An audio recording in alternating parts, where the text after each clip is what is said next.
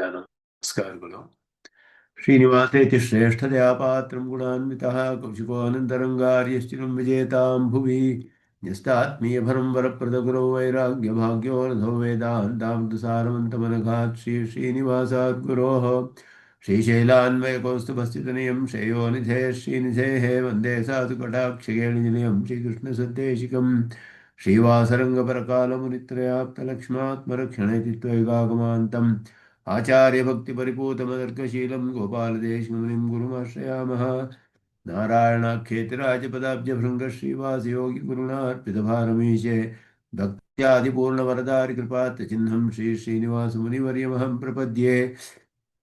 श्रीनारायणयोगीन्द्रवरदारिकृपाश्रयं रङ्गेशपादविनतं श्रीनिवासमुनिं भजे। श्रीमान् वेङ्कटनाथार्य कवितार्य केसरी वेदान्ताचार्यवर्यो मे सन्निधत्तां सदा हृदि यो नित्यमच्युतपदाम्बुजयुग्मरुक्मव्यामोहतस्तरितराणि तुलाय मेने अस्मद्गुरोर्भगवतोऽस्तिरेकसिन्धो रामानुजस्य चरणौ शरणं प्रपद्ये।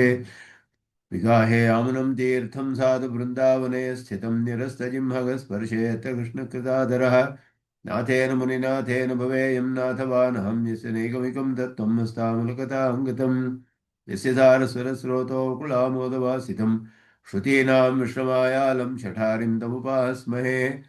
वन्दे वैकुण्ठसेनान्यं देवं सूत्रवती सखं यद्वेत्र शिखरस्पन्दे विश्वमेतद्व्यवस्थितं सह धर्मचरीं शौरेः सम्मन्त्रितजगद्धितामनुग्रहमयीं वन्दे नित्यमज्ञातनिग्रहां कमप्याद्यं गुरुं वन्दे कमलाग्रहमेधिनं प्रवक्ता छन्दसां वक्ता पञ्चरात्रस्य स्वयं वसुदेवतुसुतं देवं कंसचाणूरमर्दनं देवकी परमानन्दं कृष्णं वन्दे जगद्गुरुं पार्थाय प्रतिबोधितां भगवता नारायणेन स्वयं व्यासेन ग्रथितां पुराणमुनिना मध्ये महाभारतम् अद्वैतामृतवर्षिणीं भगवतीमष्टादशाध्यायिनीम् अम्ब त्वामनुसन्दधामि भगवद्गीते भगवद्वेषिणीं यत्पदाम्भोरुहध्यानविध्वस्ता शेषकल्मषः वस्तुतामुपयातोऽहं यामुनेयं नमामि तम् इति परिपृढोद्गीतानामदर्शेदञ्जसा निगमपरिषन्नेदीयां तं निरामयमाशयं जननपदवी यातायातश्रमापहरां धियं जनेतु समे देव श्रीमान् धनञ्जय सारथिः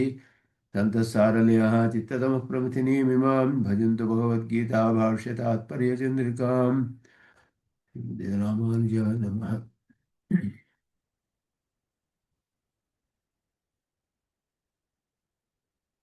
8ನೇ ಅಧ್ಯಾಯದಲ್ಲಿ 6ನೇ ಶ್ಲೋಕದ ಅರ್ಥಾನುಸಂಧಾನ ಮಾಡಿದ್ವಿ. ಅದರಲ್ಲಿ ಅಂತಿಮ ಸ್ಮೃತಿ ಅಂತ ಹೇಳೋದು ಬಹಳ ಅವಶ್ಯಕ. ಭಕ್ತಿಯೋಗಿಗಳಿಗೆ ಅಂತಿಮ ಸ್ಮೃತಿ ಅಂತ ಹೇಳೋದು ಬಹಳ ಅವಶ್ಯಕ ಅಂತ ಹೇಳೋದು ಆ ವಿಷಯವನ್ನ ಇಲ್ಲಿ ಹೇಳ್ತಾ ಇರುವಂತಹದ್ದು. ಅಂತಿಮ ಸ್ಮೃತಿ ಹೇಗಿರುತ್ತೆಯೋ ಅದರಂತೆಯೇ ತಕ್ಷಣವೇ ಮುಂದಿನ ಜನ್ಮವೇ ಅವರಿಗೆ ಅದಕ್ಕೆ ಅನುಗುಣವಾಗಿಯೇ ಬರುತ್ತೆ.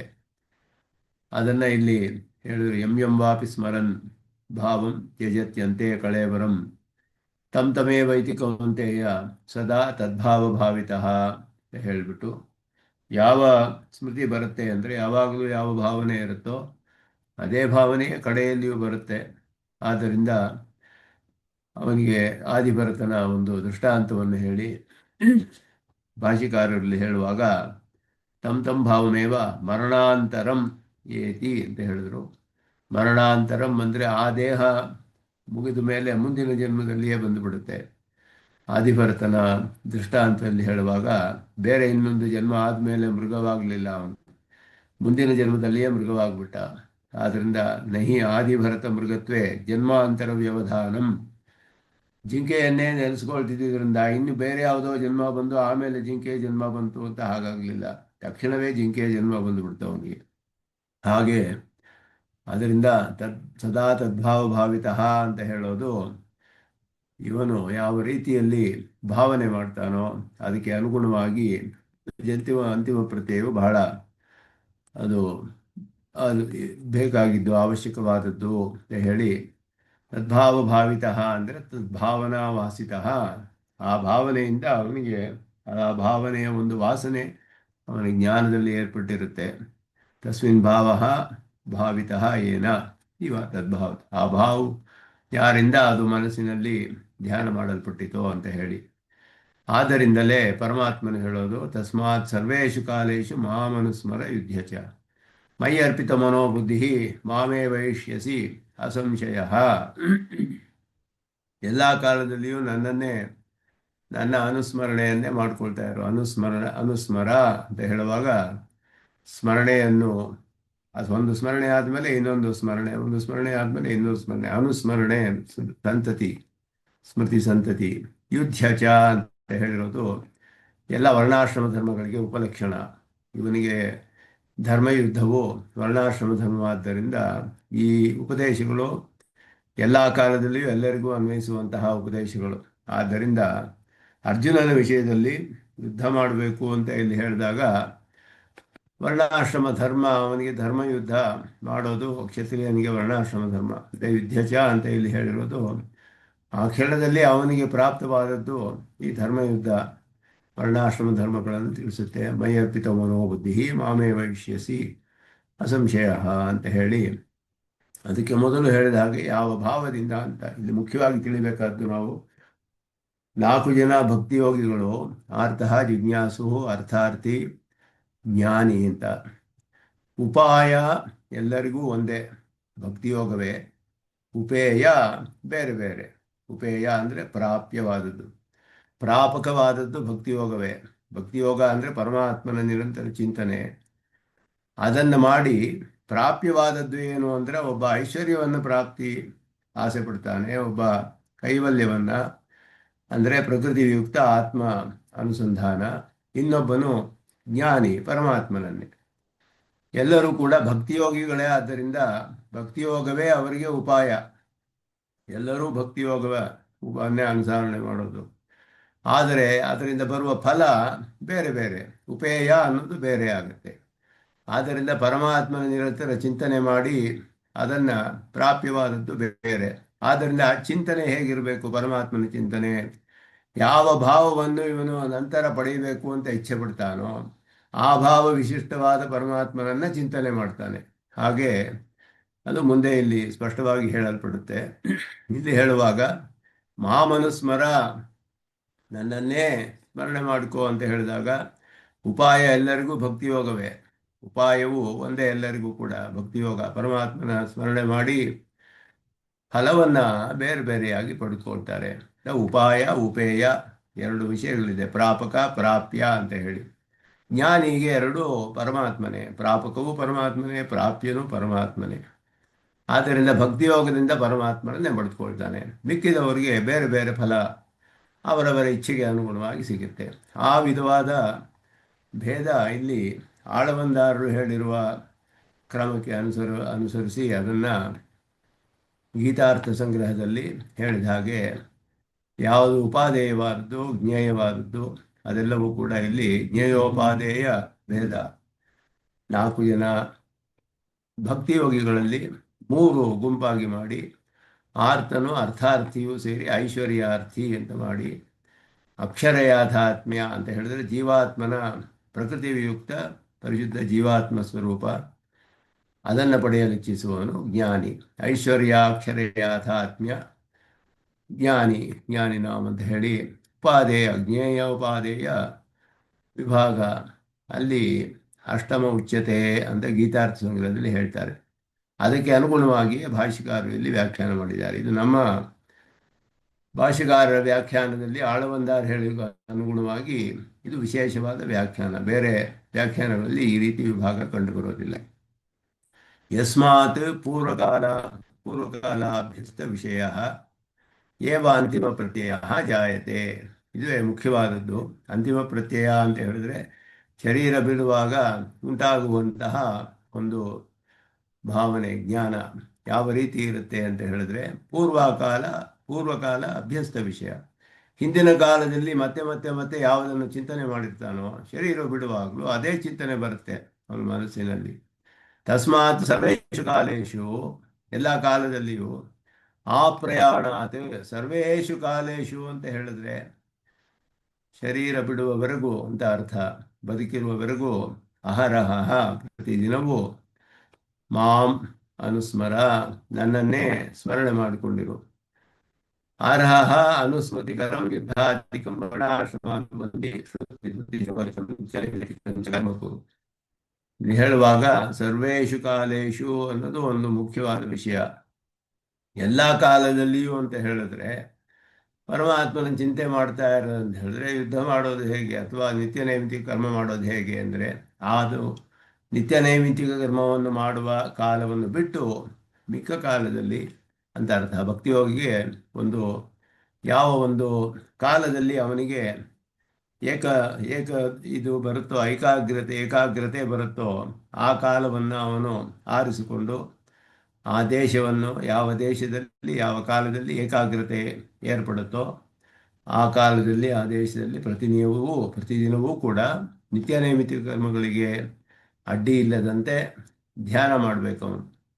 ಆದ್ದರಿಂದ ಸರ್ವೇಷು ಕಾಲೇಶು ಅಂತ ಹೇಳಿದ್ರೆ ಎಲ್ಲ ಕಾಲದಲ್ಲಿಯೂ ಅಂತ ಹೇಳಿದ್ರೆ ನಿತ್ಯ ನೈಮಿತ್ತಿಕ ಕರ್ಮಗಳಿಗೆ ಅಡಚಣೆ ಬರದೇ ಇರುವಂತಹ ಕಾಲದಲ್ಲಿ ಅನ್ನೋದು ಅಲ್ಲಿ ಸ್ಪಷ್ಟವಾಗಿ ತಿಳಿಯುತ್ತೆ. ಯಾಕೆಂದರೆ ಅದನ್ನು ಬಿಡೋ ಹಾಗಿಲ್ಲ ಯಾರು.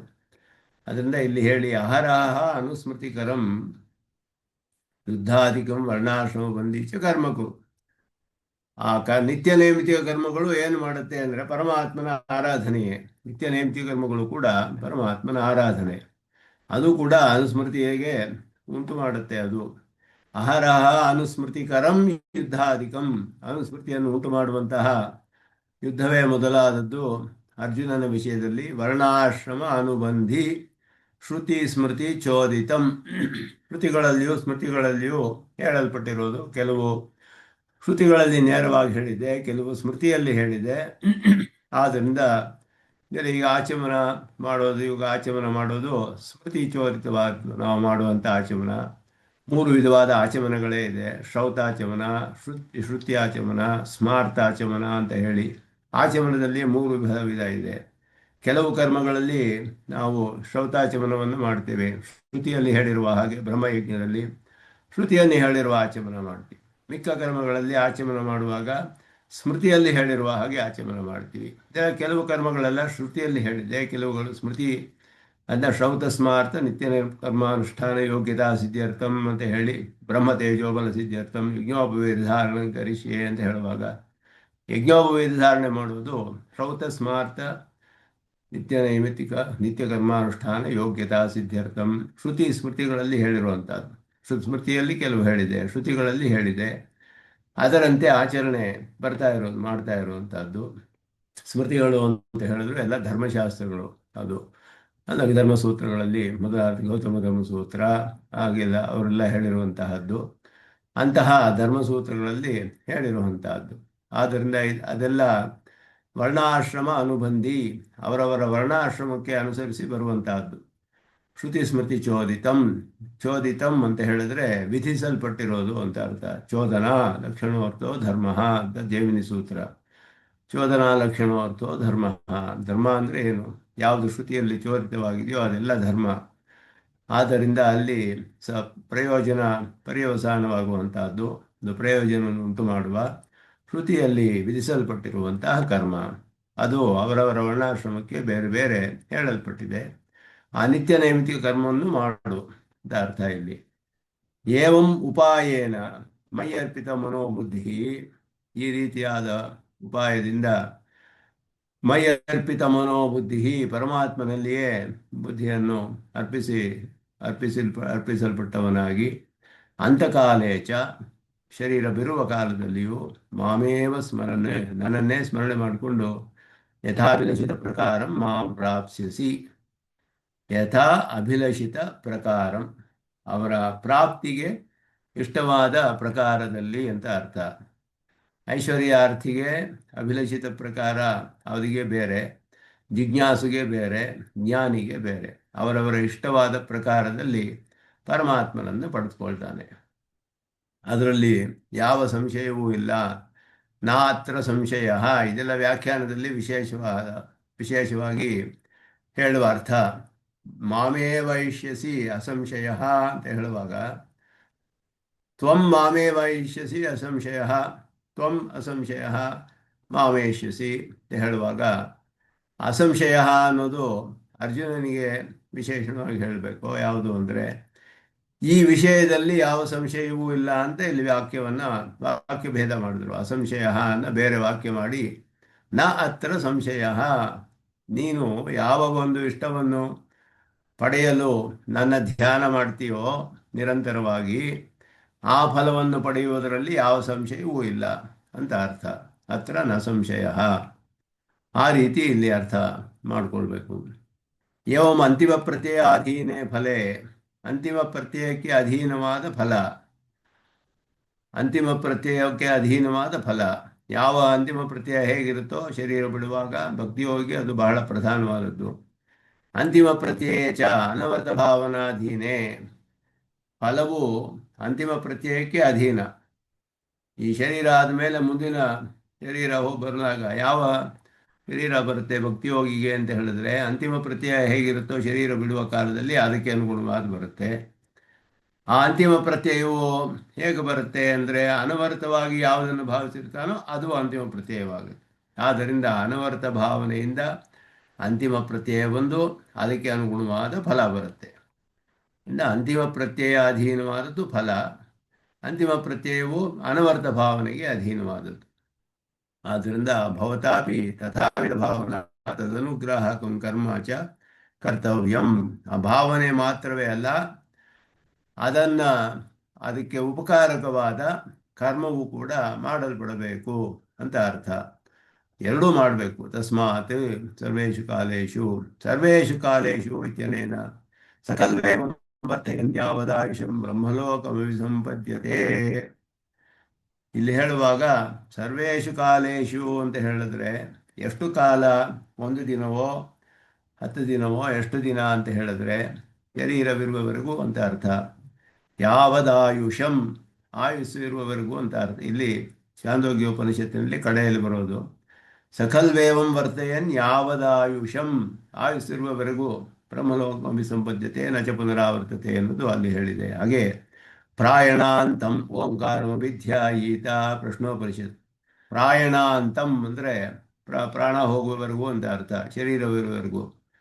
ಇದೆಲ್ಲ ಸರ್ವೇಷು ಕಾಲೇಷು ಅಂತ ಹೇಳುವಾಗ ಆ ಪ್ರಯಾಣಾತ್ ಅಂತ ಇಲ್ಲಿ ವ್ಯಾಖ್ಯಾನ ಮಾಡಿದ್ರು ಭಾಷ್ಯಕಾರರು. ಸರ್ವೇಷು ಕಾಲೇಷು ಆ ಪ್ರಯಾಣಾತ್, ಶರೀರ ಬಿಡುವವರೆಗೂ ಅಂತ ಅರ್ಥ, ಬದುಕಿರುವವರೆಗೂ. ಅದಕ್ಕೆ ಶ್ರುತಿ ಪ್ರಮಾಣವನ್ನು ತೋರಿಸ್ತಾರೆ.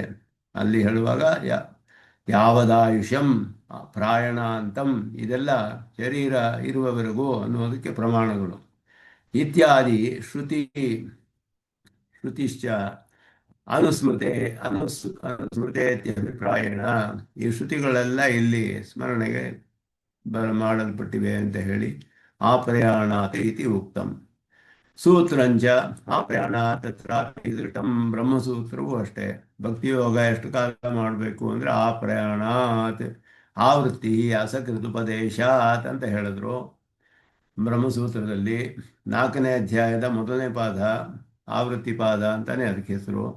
ಆವೃತ್ತಿ ಅಸಕೃತುಪದೇಶಾತ್, ಭಕ್ತಿಯೋಗವನ್ನು ಹೇಳೋದು 4ನೇ ಅಧ್ಯಾಯದಲ್ಲಿ 1ನೇ ಪಾದ. ಭಕ್ತಿಯೋಗವನ್ನು ಆವೃತ್ತಿ ಅಸಕೃತಿ ಅಂದರೆ ಒಂದು ಸತಿ ಅಲ್ಲ, ಅನೇಕ ಸಲ ಭಕ್ತಿಯೋಗವನ್ನು ಧ್ಯಾನ ಮಾಡ್ತಾ ಇರಬೇಕು ಭಕ್ತಿಯೋಗಿ ಅಂತ ಹೇಳಿದ್ರೆ. ಅನೇಕ ಸಲ ಅಂದರೆ ಏನು ಅರ್ಥ? 100 ಸಲವೋ 10 ಸಲವೋ 10 ದಿನವೋ 100 ದಿನವೋ 10 ವರ್ಷವೋ ಎಷ್ಟು ದಿನ ಅಂತ ಹೇಳಿದ್ರೆ ಆ ಪ್ರಯಾಣಾತ್, ದೇಹವಿರುವವರೆಗೂ ಅಂತ ಅರ್ಥ. ದೇಹವಿರುವವರೆಗೂ, ಬದುಕಿರುವವರೆಗೂ ಮಾಡಬೇಕು ಅವನು, ದೇಹ ಬಿಟ್ಟು ಹೋಗುವವರೆಗೂ ಮಾಡ್ತಾ ಇರಬೇಕು. ಅದು ಸೂತ್ರದಲ್ಲೂ ಅದಕ್ಕೆ ಹೇಳಲ್ಪಟ್ಟಿದೆ. ಪ್ರತಿ ಮಾಸಂ ಪ್ರತಿ ಪಕ್ಷಂ ಅನುಸ್ಮರಣೆಪಿ ಆ ಪ್ರಯಾಣಿತಿ ವಕ್ತುಂ ಶಕ್ಯಮಿತಿ ತದ್ವಿಧಾಸಾಭಿಪ್ರಾಯೇಣ ಅಹರಹ. ಆ ಪ್ರಯಾಣ ಅಂತ ಮಾತ್ರ ಹೇಳಿದ್ರೆ ದೇಶಿಕರು ಇದೆಲ್ಲ ವಿಶೇಷವಾದ ವಿವರಣೆ ಇಲ್ಲಿ ಕೊಡ್ತಾರೆ. ಇದರ ಮೇಲೆ ಬೇಕಾದಷ್ಟು ವಿಚಾರ ಮಾಡೋಕ್ಕೆ ಅವಕಾಶ ಇದೆ.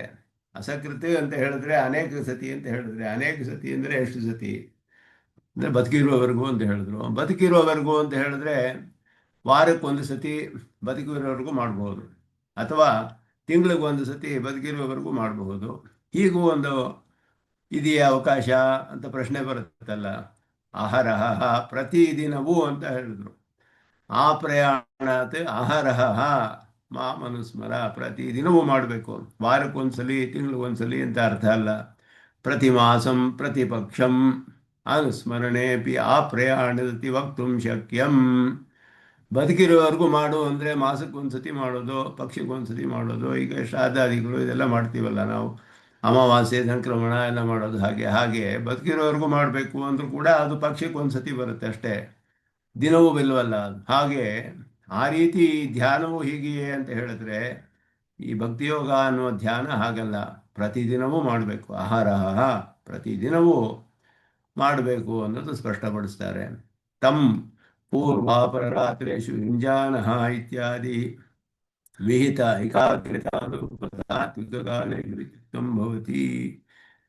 ಪೂರ್ವಾಪರರಾತ್ರೇಷು ಯುಂಜಾನಃ ಮೊದಲಾದ ವಿಹಿತವಾದ ಏಕಾಗ್ರತಾನುರೂಪ ಸಾತ್ವಿಕ ಕಾಲೇಶು ಅಂದರೆ ಏಕಾಗ್ರತೆಗೆ ಉಂಟು ಮಾಡುವಂತಹ ಸಾತ್ವಿಕವಾದ ಕಾಲಗಳಲ್ಲಿ ಅಂತ ಹೇಳೋದು. ಪೂರ್ವಾಪರರಾತ್ರೇಷು ಯುಂಜಾನಃ ಅಂತ ಹೇಳಿದ್ರೆ ಮೊದಲು ರಾತ್ರಿಗೆ ಮೊದಲು ಆಮೇಲೂ ಯಾವಾಗಲೂ ಯೋಗ ಮಾಡ್ತಾ ಇರೋನು ಅಂತ ಹೇಳುವಾಗ, ಯಾವ ಒಂದು ಸಾತ್ವಿಕ ಕಾಲ ಅವನಿಗೆ ಸಾತ್ವಿಕವಾದ ಕಾಲ ಅಂತ ಅನಿಸುತ್ತೋ, ಯಾವ ಕಾಲದಲ್ಲಿ ಏಕಾಗ್ರತೆ ಬರುತ್ತೋ ಅದು ಅಂತ ಹೇಳಿ, ಯತ್ರ ಏಕಾಗ್ರತಾ ತತ್ರ ವಿಶೇಷ ಅಂತ ಸೂತ್ರ. ಅಲ್ಲಿ ಭಾಷ್ಯಕಾರರು ಯತ್ರ ಅನ್ನುವ ಶಬ್ದಕ್ಕೆ ಯತ್ರ ಯತ್ರ ದೇಶೇ ಯಸ್ಮಿನ್ ದೇಶೇ ಯತ್ರ ಕಾಲೇ ಅಂತ ಹೇಳಿದ್ರು. ಯಾವ ದೇಶದಲ್ಲಿ ಯಾವ ಕಾಲದಲ್ಲಿ ಅಂತ. ಯತ್ರ ಅಂತ ಹೇಳಿದ್ರೆ ಯತ್ರ ಏಕಾಗ್ರತ, ಎಲ್ಲಿ ಏಕಾಗ್ರತೆ ಬರುತ್ತೆ ಅಂದರೆ ಯತ್ರ ದೇಶೇ ಯಸ್ಮಿನ್ ಕಾಲೇ, ಯಾವ ದೇಶದಲ್ಲಿ ಯಾವ ಕಾಲದಲ್ಲಿ, ದೇಶ ಕಾಲ ಎರಡನ್ನೂ ಸೇರಿಸಿದ್ರು. ತತ್ರ ಅವಿಶೇಷಾತ್, ಅದರಿಂದ ಅಲ್ಲಿ ಬೇರೆ ಒಂದು ಇದೇ ಕಾಲ ಇದೇ ಸಮಯದಲ್ಲಿ ಮಾಡಬೇಕು, ಇದೇ ದೇಶದಲ್ಲಿ ಮಾಡಬೇಕು ಅಂತ ಒಂದು ವಿಶೇಷ ಹೇಳಲ್ಪಟ್ಟಿಲ್ಲ. ಈ ದೇಶದಲ್ಲಿಯೇ ಮಾಡಬೇಕು, ಈ ಕಾಲದಲ್ಲಿಯೇ ಮಾಡಬೇಕು ಭಕ್ತಿಯೋಗ ಅಂತ ಒಂದು ನಿಯಮ ಹೇಳಲ್ಪಟ್ಟಿಲ್ಲದೆ ಇರೋದ್ರಿಂದ, ಯಾವ ಕಾಲ ಯಾವ ದೇಶದಲ್ಲಿ ಅವನಿಗೆ ಏಕಾಗ್ರತೆ ಭಕ್ತಿಯೋಗಿಗೆ ಉಂಟಾಗುತ್ತೋ ಅದನ್ನು ಆರಿಸಿಕೊಂಡು ಆ ದೇಶ ಆ ಕಾಲದಲ್ಲಿ ಪ್ರತಿದಿನವೂ ಕೂಡ ಬದುಕಿರುವವರೆಗೂ ಧ್ಯಾನ ಮಾಡಬೇಕು. ಅಷ್ಟು ಕಷ್ಟವಾದ ವಿಷಯ ಅದು ಭಕ್ತಿಯೋಗ. ಯುದ್ಧಚ ಇತಿ ವಿಹಿತಸ್ಯ ಯುದ್ಧಸ್ಯ ಅತ್ರ ಇಲ್ಲಿ ಹೇಳಿರೋದು ಯುದ್ಧಚ ಅಂದರೆ ಯುದ್ಧ ಮಾಡು ಅಂತ ಹೇಳಿದ್ರೆ, ಫಲವತ್ ಸನ್ನಿಧವ ಫಲಂ ತದಂಗಂ ಇತ್ಯಾದಿ ನ್ಯಾಯಾತೆ ಅನುಸ್ಮೃತಿ ಅಂಗತ್ವಂ ಸಿದ್ಧಂ. ಆದ್ದರಿಂದ ಇದು ಅನುಸ್ಮೃತಿಗೆ ಅಂಗ. ಅಂದರೆ ಫಲವತ್ ಸನ್ನಿಧವು ಅಫಲಂ ತದಂಗಂ ಅಂತ ಹೇಳಿದೆ ಅಂತ ಹೇಳಿದ್ರೆ, ಒಂದು ಕರ್ಮದಲ್ಲಿ ಅನೇಕ ಅಂಗಗಳಿರುತ್ತೆ, ಅಂಗಗಳಿಗೂ ಫಲ ಇರುತ್ತೆ ಅಂತ ಹೇಳಿದ್ರೆ ಅಂಗಗಳಿಗೆ ಬೇರೆ ಬೇರೆ ಫಲ ಇರೋದಿಲ್ಲ. ಅಂಗಗಳೆಲ್ಲ ಸೇರಿ ಅಂಗಿ ಆದದಕ್ಕೆ ಸಹಾಯ ಮಾಡುತ್ತೆ. ಆದ್ದರಿಂದ ಇವಾಗ ಅಷ್ಟಾಂಗ ಯೋಗದಲ್ಲಿ ಯಮ ನಿಯಮ ಆಸನ ಪ್ರಾಣಾಯಾಮ ಪ್ರತ್ಯಾಹಾರ ಎಲ್ಲ ಹೇಳಿ ಸಮಾಧಿಯೇ ಅಂಗಿಯಲ್ಲಿ. ಸಮಾಧಿಗೆ ಇದೆಲ್ಲವೂ ಉಪಕಾರಕ ಅಷ್ಟೇ, ಒಂದೊಂದಕ್ಕೂ ಬೇರೆ ಬೇರೆ ಫಲ ಇಲ್ಲ. ಇಲ್ಲಿ ಇದರ ಬರೋ ಫಲಗಳೆಲ್ಲ ಸಮಾಧಿಗೆ ಉಪಯುಕ್ತವಾದ, ಅಲ್ಲಿಗೆ ಸೇರಿಕೊಳ್ಬೇಕು ಹೋಗಿ, ಅದಕ್ಕೆ ಉಪಕಾರಕವಾಗಬೇಕು. ಅದಕ್ಕೆ ಅಂಗ ಅಂತ ಹೇಳಲ್ಪಡುತ್ತೆ. ಅಂಗಗಳು ಅಂಗಿಗೆ ಉಪಕಾರಕ. ಆದ್ದರಿಂದ ಅಂಗಿ ಇರುವಾಗ ಅಂಗಗಳಿಗೆ ಬೇರೆ ಬೇರೆ ಅದಕ್ಕೆ ವಿರುದ್ಧವಾದ ಬೇರೆ ಫಲ ಬರೋದಿಲ್ಲ. ಅಂಗಕ್ಕೆ ಎಲ್ಲವೂ ಅಂಗಿಗೆ ಸಹಾಯಕವಾಗುತ್ತೆ. ಆದ್ದರಿಂದ ಫಲವತ್ ಸನ್ನಿಧವು ಅಂತ ಹೇಳಿದ್ರೆ, ಅಂಗಿ ಒಂದು ಕರ್ಮ ಇರುವಾಗ ತದಂಗಂ ಅಫಲಂ, ಅಂಗಗಳಿಗೆ ಪ್ರತ್ಯೇಕವಾದ ಫಲ ಇರೋದಿಲ್ಲ, ಅಂಗಗಳೆಲ್ಲ ಅಂಗಿಗೆ ಸಹಾಯಕವಾಗುತ್ತೆ. ಇದು ಜೈಮಿನಿಯ ನ್ಯಾಯ, ಪೂರ್ವಮೀಮಾಂಸಾ ನ್ಯಾಯ. ಇದು ಫಲವತ್ ಸನ್ನಿಧವು ಅಫಲಂ ತದಂಗಂ ಅನ್ನೋದು ಪೂರ್ವಮೀಮಾಂಸಾ ನ್ಯಾಯ. ಒಂದು ಕರ್ಮಕ್ಕೆ ಒಂದು ಫಲ ಹೇಳಿದರೆ ಆ ಕರ್ಮಕ್ಕೆ ಆ ಫಲ ಬರುತ್ತೆ, ಅದಕ್ಕೆ ಬೇಕಾದಷ್ಟು ಅಂಗಗಳಿರುತ್ತೆ, ಅದೆಲ್ಲವೂ ಇದಕ್ಕೆ ಸಹಾಯಕವಾಗುತ್ತೆ ಹೊರತು ಒಂದೊಂದಕ್ಕೂ ಪ್ರತ್ಯೇಕವಾಗಿ ಬೇರೆ ಬೇರೆ ಫಲಗಳು ಅಂತ ಬರೋದಿಲ್ಲ. ಅದರಿಂದ ಇಲ್ಲಿ ಹೇಳಿರೋದು ಮಾಮನುಸ್ಮರ ಯುದ್ಧ ಚ ಅಂತ ಹೇಳಿದ್ರೆ, ಯುದ್ಧಕ್ಕೆ ಬೇರೆ ಫಲ, ಅನುಸ್ಮೃತಿಗೆ ಬೇರೆ ಫಲ ಅಂತ ಅರ್ಥವಲ್ಲ. ಅನುಸ್ಮೃತಿ ಅಂಗತ್ವಂ, ಅನುಸ್ಮರಣೆಗೆ ಅಂಗವಾಗಿ ನಿತ್ಯ ನೈಮಿತ್ತಿಕ ಕರ್ಮವನ್ನು ಮಾಡಬೇಕು. ಅಂದರೆ ಭಕ್ತಿಯೋಗಿ ಮಾಡುವ ಧ್ಯಾನಕ್ಕೆ ಅಂಗವಾಗಿ, ಭಕ್ತಿಯೋಗಕ್ಕೆ ಅಂಗವಾಗಿ ನಿತ್ಯ ನೈಮಿತ್ತಿಕ ಕರ್ಮಗಳು ಮಾಡಲ್ಪಡಬೇಕು ಅನ್ನೋದು ಅಲ್ಲಿ ಅರ್ಥವಾಗುತ್ತೆ. ಆದ್ದರಿಂದ ನಿತ್ಯ ನೈಮಿತ್ತಿಕ ಕರ್ಮಕ್ಕೆ ಒಂದು ಬೇರೆಯಾದ ಫಲವಿಲ್ಲ. ಭಕ್ತಿಯೋಗಕ್ಕೆ ಯಾವ ಫಲವೋ ಅದುವೇ ಮುಖ್ಯವಾದ ಫಲ. ನಿತ್ಯ ನೈಮಿತ್ತಿಕ ಕರ್ಮಗಳು ಅದಕ್ಕೆ ಸಹಾಯ ಮಾಡುತ್ತೆ ಅಷ್ಟೇ ಹೊರತು ಇದಕ್ಕೊಂದು ಬೇರೆ ಫಲ ಅದಕ್ಕೊಂದು ಬೇರೆ ಫಲ ಅಲ್ಲ. ಇವನು ಭಕ್ತಿಯೋಗ ಮಾಡ್ತಿರೋದು ಐಶ್ವರ್ಯಾರ್ಥಿ, ಜಿಜ್ಞಾಸು, ಆತ್ಮಜ್ಞಾನಕ್ಕೋಸ್ಕರ, ಅದುವೇ ಮುಖ್ಯವಾದ ಫಲ. ನಿತ್ಯ ನೈಮಿತ್ತಿಕ ಕರ್ಮಗಳಿಂದ ಬೇರೆ ಯಾವುದೋ ಫಲವನ್ನು ಅವನು ಪಡೆದುಕೊಳ್ಳೋದಿಲ್ಲ. ಇದೆಲ್ಲ ಭಕ್ತಿಯೋಗಕ್ಕೆ ಸಹಾಯಕವಾಗುತ್ತೆ, ಉಪಕಾರಕ ಅಂಗ ಅಂತ ಹೇಳೋದು.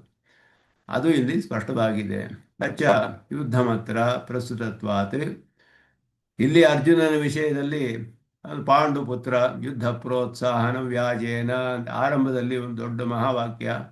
ಗೀತಾ ಭಾಷೆಯಲ್ಲಿ ಶ್ರೇಯಪತಿ ಅಖಿಲ ಪ್ರತ್ಯನೀಕ ಕಲ್ಯಾಣೈಕತಾನಃ ಅಂತ ಆರಂಭಿಸಿದಾರಲ್ಲ, ದೊಡ್ಡ ವಾಕ್ಯ ಒಂದು ಗೀತಾ ಭಾಷೆಯ ಆರಂಭದ ವಾಕ್ಯ. ಮೊದಲ ವಾಕ್ಯದಲ್ಲಿ ಕಡೆಯಲ್ಲಿ ಹೇಳುವಾಗ ಪಾಂಡುಪುತ್ರ ಯುದ್ಧ ಪ್ರೋತ್ಸಾಹನ ವ್ಯಾಜೇನ ವೇದಾಂತೋರಿತಂ ಸವಿಷಯಂ ಭಕ್ತಿಯೋಗಂ ಅವತಾರಯಾಮಾಸ ಅಂತ ಅಲ್ಲಿ ಮುಗಿಸಿದ್ರು ಒಂದು ವಾಕ್ಯವನ್ನು. ಪಾಂಡುಪುತ್ರ ಯುದ್ಧ ಪ್ರೋತ್ಸಾಹನ ವ್ಯಾಜ ಅಷ್ಟೇ ಹೊರತು ಯುದ್ಧ ಅಲ್ಲ. ಇಲ್ಲಿ ಮುಖ್ಯವಾಗಿ ಹೇಳಿರೋದು ಯುದ್ಧಚ ಅಂತ ಹೇಳ್ತಾರೆ. ಅವನ ಯುದ್ಧವನ್ನು ಪ್ರೋತ್ಸಾಹನ ಮಾಡುವ ವ್ಯಾಜದಿಂದ ಭಕ್ತಿಯೋಗವು ಉಪದೇಶಿಸಲ್ಪಟ್ಟಿದೆ ಈ ಶಾಸ್ತ್ರದಲ್ಲಿ, ಗೀತಾಶಾಸ್ತ್ರದಲ್ಲಿ.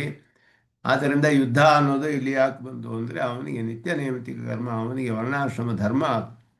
ಆದ್ದರಿಂದ ಯುದ್ಧ ಅನ್ನುವುದರಿಂದ ವರ್ಣಾಶ್ರಮ ಧರ್ಮವು ಹೇಳಲ್ಪಟ್ಟಿದೆ. ಆದ್ದರಿಂದ ಯುದ್ಧಂ ಅತ್ರ ಪ್ರಸ್ತುತತ್ವಾತ್ ಉಪಲಕ್ಷಣತೆಯ ಉಕ್ತಂ. ಎಲ್ಲ ನಿತ್ಯ ವರ್ಣಾಶ್ರಮ ಧರ್ಮಗಳಿಗೆ ಉಪಲಕ್ಷಣ ಅದು.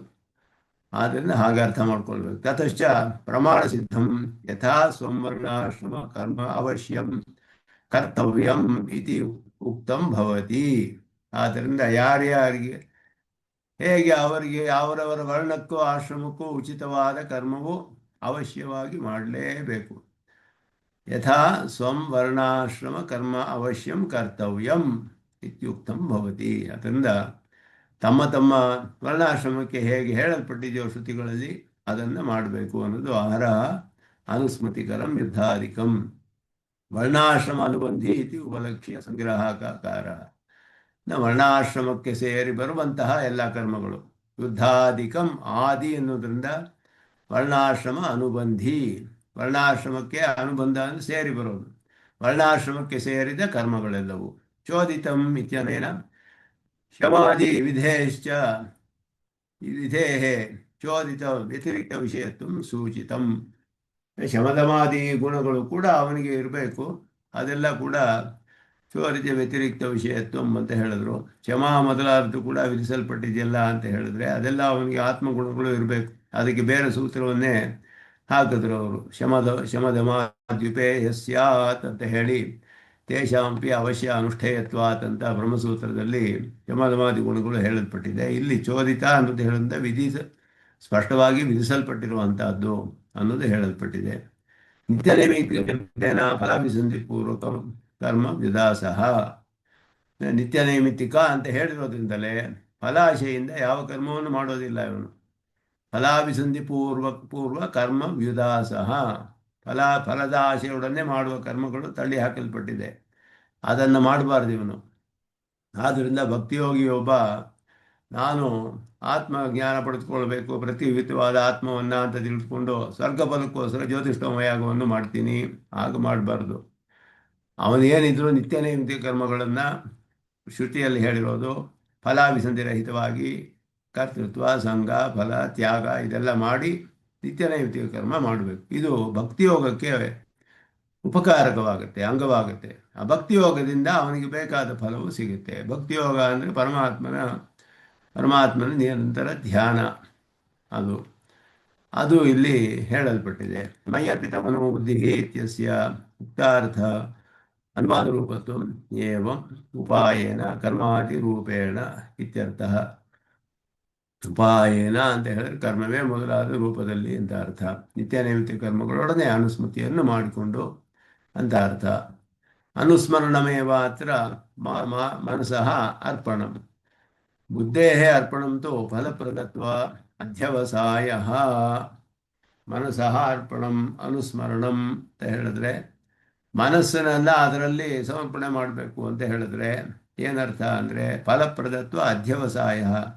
ಇದು ಫಲವನ್ನು ಕೊಡುತ್ತೆ ಎನ್ನುವ ದೃಢ ನಿಶ್ಚಯ ಅಧ್ಯವಸಾಯ ಅಂತ ಹೇಳೋದು.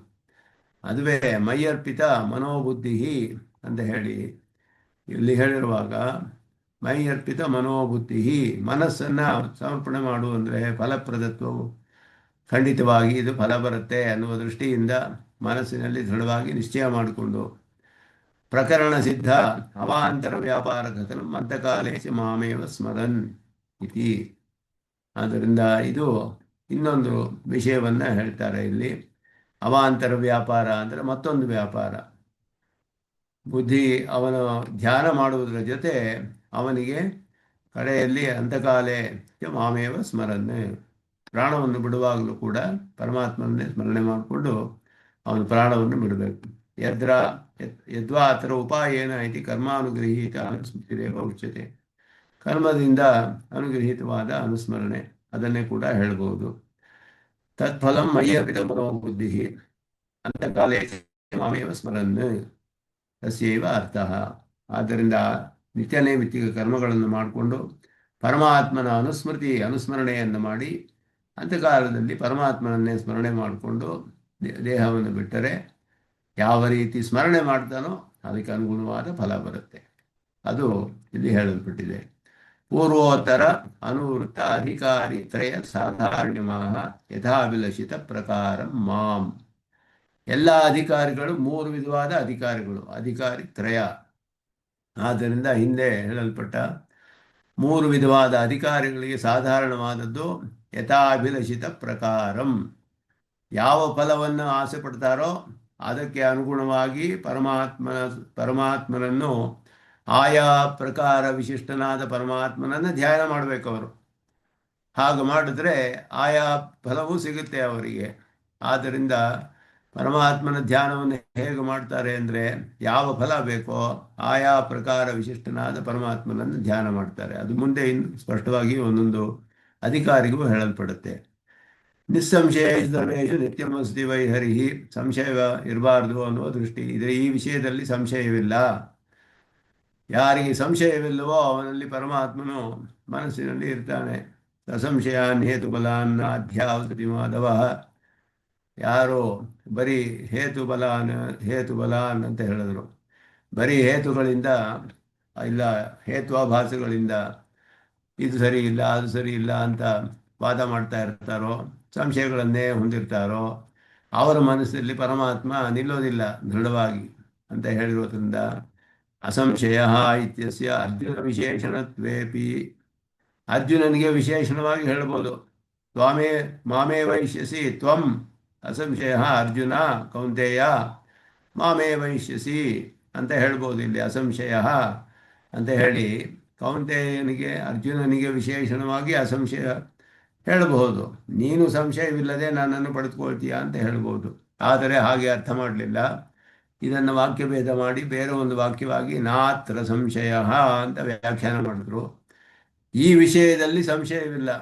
ಎಲ್ಲ ಅಧಿಕಾರಿಗಳಿಗೂ ಕೂಡ, ಅರ್ಜುನ ಒಬ್ಬನೇ ಅಲ್ಲ, ಎಲ್ಲ ಅಧಿಕಾರಿಗಳು ಯಾವ ಯಾವ ಫಲವನ್ನು ಪಡೆಯಬೇಕೋ ಆ ಫಲಕ್ಕೆ ಅನುಗುಣವಾದ ಆಕಾರ ವಿಶಿಷ್ಟನಾದ ಪರಮಾತ್ಮನನ್ನು ಪ್ರತಿದಿನವೂ ಆ ಜೀವನ ಬದುಕಿರುವವರೆಗೂ ಧ್ಯಾನ ಮಾಡಿಕೊಂಡು ಪ್ರಯಾಣ ಕಾಲದಲ್ಲಿಯೂ ಕೂಡ ಮರಣ ಕಾಲದಲ್ಲಿಯೂ ಕೂಡ ಅವನನ್ನೇ ಸ್ಮರಣೆ ಮಾಡಿಕೊಂಡು ಆ ಭಾವದಿಂದಲೇ ಪರಮಾತ್ಮನನ್ನು ಸ್ಮರಣೆ ಮಾಡಿಕೊಂಡು ಶರೀರ ತ್ಯಾಗ ಮಾಡಿದರೆ ಆ ಭಾವವನ್ನೇ ಹೊಂದುತ್ತಾರವರು. ಹಾಗೆ ಫಲವು ಇದು. ಈ ವಿಷಯದಲ್ಲಿ ಯಾವ ಸಂಶಯವೂ ಇಲ್ಲ ಅನ್ನೋದು ನಾತ್ರ ಸಂಶಯ ಅನ್ನೋದನ್ನು ಬೇರೆ ಒಂದು ವಾಕ್ಯವಾಗಿ ವ್ಯಾಖ್ಯಾನ ಮಾಡಿದ್ರು. ಎಲ್ಲ ಅಧಿಕಾರಿಗಳಿಗೂ ಸಮಾನವಾದದ್ದು ಇದು. ಅದರಿಂದ ಇಲ್ಲಿ ಹೇಳ್ತಾರೆ ಅರ್ಜುನನಿಗೆ ವಿಶೇಷಣವಾಗಿ ಮಾತ್ರ ಹೇಳ್ಬೋದು, ಆದರೆ ಇದು ಎಲ್ಲ ಅಧಿಕಾರಿಗಳು ಈ ವಿಷಯದಲ್ಲಿ ಸಂಶಯವಿಲ್ಲ. ಆದ್ದರಿಂದ ಇಲ್ಲಿ ಹೇಳ್ತಾರೆ. ಅದಕ್ಕೆ ಒಂದು ಪ್ರಮಾಣವನ್ನು ತೋರಿಸ್ತಾರೆ ಇಲ್ಲಿ. ವಾಕ್ಯಾನುಶಾಸನ ಅಂತ ಹೇಳಿ, ನಾಮಲಿಂಗಾನುಶಾಸನ ನಂತರ ಕಾವ್ಯಾನುಶಾಸನ ಅಂತ. ಕಾವ್ಯವನ್ನು ರಚನೆ ಮಾಡೋದಕ್ಕೆ ಬೇಕಾದ ವಿಷಯಗಳೆಲ್ಲ ಹೇಳಲ್ಪಟ್ಟಿದೆ ಆ ಗ್ರಂಥದಲ್ಲಿ. ಕಾವ್ಯಾನುಶಾಸನ ಅಂತ ಹೇಳಿಬಿಟ್ಟು ಅದಕ್ಕೆ ಅದರಲ್ಲಿ ಕೊಟ್ಟಿರುವ ಪ್ರಮಾಣ ಅ ಮಾ ನೋ ನಾಹ ಪ್ರತಿಷೇಧೇ ಅಕಾರ ವಾತ ಪೃಥಕ್ ಸಂದೇಯ. ಅದರಿಂದ ಅಕಾರವೇ ಒಂದು ಪ್ರತಿಷೇಧದಲ್ಲಿ ಅರ್ಥವನ್ನು ಕೊಡುತ್ತೆ. ಪ್ರತಿಷೇಧ ಅರ್ಥ ಕೊಡುತ್ತೆ ಅಕಾರ. ನ ಅತ್ರ ಸಂಶಯ ನ ಅತ್ರ ಸಂಶಯ. ಅಸಂಶಯ ಅನ್ನುವಾಗ ಅಕಾರವನ್ನು ನ ಅತ್ರ ಅಂತ ಬೇರೆಯಾಗಿ ಮಾಡಿ ಅಸಂಶಯ ಅಕಾರವೇ ಪ್ರತಿಷೇಧವನ್ನು ತಿಳಿಸುತ್ತೆ. ಈ ವಿಷಯದಲ್ಲಿ ಸಂಶಯವಿಲ್ಲ ಅಂತ ಹೇಳಿ ನಾತ್ರ ಸಂಶಯ. ಸಂಶಯವಿಲ್ಲದೆ ನೀನು ಪಡೆದುಕೊಳ್ತೀಯ ಅಂತಲೂ ಅರ್ಥ ಮಾಡ್ಬೋದಾಗಿತ್ತು ಅರ್ಜುನನಿಗೆ ವಿಶೇಷಣವಾಗಿ. ಆದರೆ ಇಲ್ಲಿ ಹೇಳಲ್ಪಟ್ಟಂತಹ ಈ ರೀತಿ ನಿತ್ಯ ನೈಮಿತ್ತಿಕ ಕರ್ಮಗಳೊಡನೆ ಅಂಗವಾಗಿ ನನ್ನನ್ನು ನಿರಂತರವಾಗಿ ಯಾವ ಫಲ ಬೇಕೋ ಆ ಫಲಕ್ಕೆ ಆಕಾರವಾದ ವಿಶಿಷ್ಟವಾದ ನನ್ನನ್ನು ಪ್ರತಿದಿನವೂ ಜೀವನವೆಲ್ಲ ಧ್ಯಾನ ಮಾಡಿಕೊಂಡು ಮರಣಕಾಲದಲ್ಲಿಯೂ ಅದೇ ರೀತಿ ನನ್ನನ್ನು ಧ್ಯಾನ ಮಾಡಿಕೊಂಡು ಪ್ರಯಾಣ ಮಾಡಿದರೆ ಅದೇ ಭಾವವನ್ನು ನೀವು ಪಡಿತೀಯ. ಈ ವಿಷಯದಲ್ಲಿ ಸಂಶಯವಿಲ್ಲ ಅನ್ನೋದನ್ನು ಬೇರೆಯಾಗಿ ಹೇಳ್ತಾರೆ. ಅದಕ್ಕೆ ಕಾವ್ಯಾನುಶಾಸನ ಅನ್ನೋದನ್ನು ಹೇಳ್ತಾರೆ. ಅದಕ್ಕೆ ಪ್ರಮಾಣವಾಗಿ ಆ ಕಾವ್ಯಾನುಶಾಸನ ಗ್ರಂಥದಲ್ಲಿ ಕಾವ್ಯ ರಚನೆಗೆ ಬೇಕಾದ ವಿಷಯಗಳೆಲ್ಲ ಹೇಳಲ್ಪಟ್ಟಿದೆ. ಏನೇನು ಇರಬೇಕು, ಹೇಗೆ ರಚನೆ ಮಾಡೋದು, ಮಹಾಕಾವ್ಯಗಳೇನು, ಕಾವ್ಯಗಳೇನು, ಅದಕ್ಕೆ ಏನೇನು ರಚನೆ ಮಾಡಬೇಕು, ಇದೆಲ್ಲ ಹೇಳಲ್ಪಟ್ಟ ಒಂದು ಗ್ರಂಥ. ಅದರಲ್ಲಿ ಇರುವ ಒಂದು ಪ್ರಮಾಣವನ್ನು ತೆಗೆದು ಅಕಾರವನ್ನು ಬೇರೆಯಾಗಿ ಮಾಡಿ ಅಕಾರಕ್ಕೆ ಪ್ರತಿಷೇಧ ಅನ್ನುವ ಅರ್ಥವಿದೆ. ಆದ್ದರಿಂದ ಅಸಂಶಯ ಹೇಳಿದ್ರೆ ನ ಅತ್ರ ಸಂಶಯ ಅಂತ ಬೇರೆಯಾಗಿ ವಾಕ್ಯವಾಗಿ ಮಾಡಿದ್ದಾರೆ. ಅದೇ ವಿಷಯವನ್ನು ಶ್ರುತಿಯು ಸ್ಪಷ್ಟವಾಗಿ ಹೇಳುತ್ತೆ. ಸಂಶಯವಿರಬಾರದು ಅನ್ನುವ ವಿಷಯ. ಏತಮಿತ ಪ್ರೇತ್ಯಾಭಿಸಂಭವಿತಾಸ್ಮಿ ಯಸ್ಯ ಸ್ಯಾದದ್ಧ ನ ವಿಚಿಕಿತ್ಸಾಸ್ತಿ ಚಾಂದೋಗ್ಯದಲ್ಲಿ ಹೇಳೋದು. ಇತ್ಯಾದಿಕ ಮಾತ್ರ ಅನುಸಂಧೇಯಂ ಶ್ರುತಿಯು ಸ್ಪಷ್ಟಪಡಿಸುತ್ತೆ. ಈ ರೀತಿ ನಾನು ಹಿತಪ್ರೇತ್ಯ ಅಂದರೆ ಶರೀರವನ್ನು ತ್ಯಾಗ ಮಾಡಿ, ಇದು ಬ್ರಹ್ಮವಿದ್ಯಾ ಪ್ರಕರಣದಲ್ಲಿ ಹೇಳುವಂಥದ್ದು. ಅಲ್ಲಿ ಹೇಳುವಾಗ ಬ್ರಹ್ಮವಿದ್ಯಾನಿಷ್ಠನಾದವನು ಈ ರೀತಿ ಧ್ಯಾನ ಮಾಡಿ ಅವನು ಬ್ರಹ್ಮವಿದ್ಯಾನಿಷ್ಠನು ಕಡೆಯಲ್ಲಿ ಅಂತಿಮ ಶರೀರವನ್ನು ಬಿಟ್ಟು ಹೋದಾಗ ಫಲವನ್ನು ನಾನು ಪಡೆದುಕೊಳ್ತೇನೆ, ಪರಮಾತ್ಮನನ್ನು ಪಡೆದುಕೊಳ್ತೇನೆ. ಅಭಿಸಂಭವಿತ ಅಸ್ಮಿ ಇತಿ ಯಸ್ಯ ಸ್ಯಾತ್ ಅದ್ಧ ಅಂದರೆ ವಿಶ್ವಾಸ, ದೃಢ ನಿಶ್ಚಯ. ಅದ್ಧ ಅಂದರೆ ದೃಢ ನಿಶ್ಚಯ. ನಿಶ್ಚಯವಾಗಿ ಫಲದಲ್ಲಿ ಯಾವ ಒಂದು ಸಂಶಯವೂ ಇರಬಾರ್ದು ಅವನಿಗೆ. ಆ ರೀತಿ ಅವನು ಭಕ್ತಿಯೋಗವನ್ನು ಮಾಡಬೇಕು. ಅಷ್ಟೇ ಹೇಳಿ ನಿಲ್ಲಲಿಲ್ಲ ಶ್ರುತಿ. ನ ವಿಚಿಕಿತ್ಸಾ, ಈ ಸಂಶಯವಿರಬಾರ್ದು. ದೃಢ ವಿಶ್ವಾಸವಿರಬೇಕು, ದೃಢ ನಿಶ್ಚಯ ಇರಬೇಕು, ಸಂಶಯವೂ ಇರಬಾರ್ದು. ಸಂಶಯದೊಡನೆ ಇದ್ದರೆ ಆಗ ಅದು ಶಂಕಿತವಾಗಿಬಿಡುತ್ತೆ. ಸಂಶಯವೇ ಇಲ್ಲದೆ ಖಂಡಿತವಾಗಿಯೂ ಫಲ ಬರುತ್ತೆ ಅನ್ನುವ ದೃಢ ನಿಶ್ಚಯದೊಂದಿಗೆ ಅವನು ಅನುಸಂಧಾನ ಮಾಡಬೇಕು ಅನ್ನೋದು ಇಲ್ಲಿ ನಾತ್ರ ಸಂಶಯ ಹೇಳಲ್ಪಟ್ಟಿದೆ ಸ್ಪಷ್ಟವಾಗಿ ಇಲ್ಲಿ ಅಂತ ಹೇಳಿ.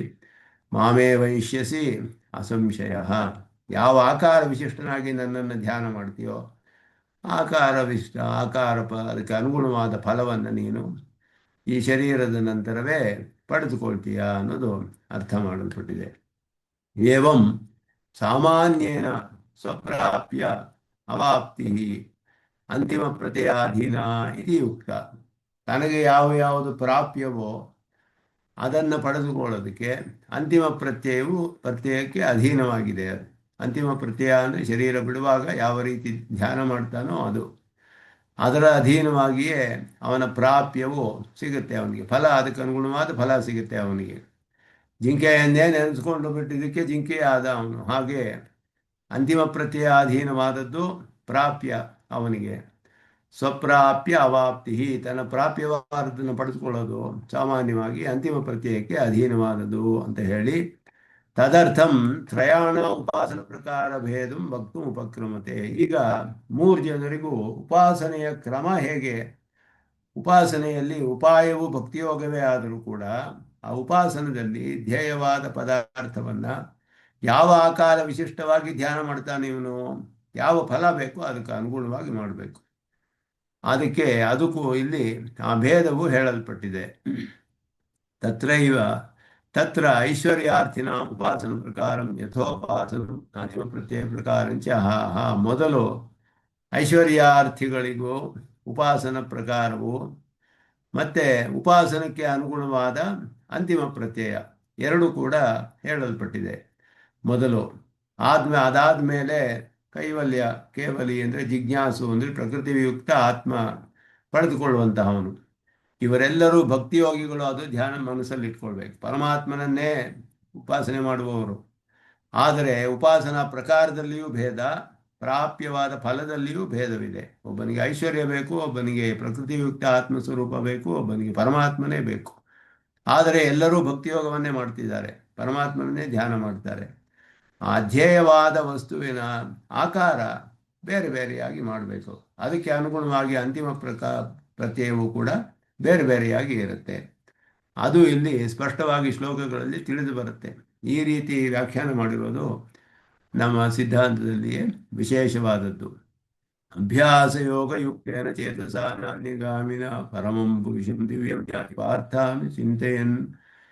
ಏನು ನೋಡಬೇಕು ಅಂತ ಹೇಳಿದ್ರೆ ಪರಮಂ ಪುರುಷಂ ಯಾತಿ, ಇದೆಲ್ಲವೂ ಕೂಡ ಅನೇಕ ಎಲ್ಲ ಶ್ಲೋಕಗಳಲ್ಲಿಯೂ ಹಾಗೆ ಬರುತ್ತೆ, ಎಲ್ಲರಿಗೂ ಮಿಕ್ಕಿದವರಿಗೂ ಹಾಗೆ ಬರುತ್ತೆ. ಪರಂ ಪುರುಷಂ ಉಪೈತಿ, ಪರಮಂ ಪುರುಷಂ ಯಾತಿ, ಇದೆಲ್ಲ ಬಂದಿರೋದ್ರಿಂದ ಎಲ್ಲ ಒಂದೇ ಉಪಾಸನೆ ಅಂತ ಕೆಲವರು ಅರ್ಥ ಮಾಡಿದ್ರು.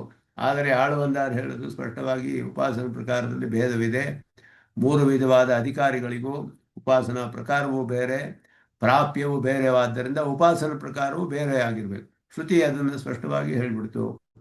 ಯಥಾ ಕರ್ತುರಸ್ಮಿನ್ ಲೋಕೆ ಪುರುಷೋ ಭವತಿ ತಥಾ ಹಿತ ಪ್ರಯತ್ಯ ಭವತಿ ಅಂತ ನ್ಯಾಯ, ತತ್ಕರ್ತು ನ್ಯಾಯ ಅಂತ ಹೇಳಿಬಿಟ್ಟು, ಯಾವ ರೀತಿಯಲ್ಲಿ ಉಪಾಸನೆ ಮಾಡ್ತಾನೋ ಆ ರೀತಿ ಫಲ ಬರುತ್ತೆ ಅವನಿಗೆ. ಆದ್ದರಿಂದ ಆ 3 ವಿಧವಾದ ಭಕ್ತರು ಹೇಳಿರೋದ್ರಿಂದ ಅವರ ಫಲವು ಬೇರೆ ಬೇರೆ ಆಗಿರೋದ್ರಿಂದ ಉಪಾಸನ ಪ್ರಕಾರವು ಬೇರೆ ಆಗಿರಬೇಕು, ಅಂತಿಮ ಪ್ರಕಾರವು ಬೇರೆ ಆಗಿರಬೇಕು. ಅದು ಸ್ಪಷ್ಟವಾಗಿ ಶ್ಲೋಕಗಳಲ್ಲಿ ನಮಗೆ ತಿಳಿದು ಬರುತ್ತೆ ಅನ್ನೋದು ವ್ಯಾಖ್ಯಾನದಲ್ಲಿ ಸ್ಪಷ್ಟಪಡಿಸ್ತಾರೆ ಭಾಷಿಕಾರರಲ್ಲಿ.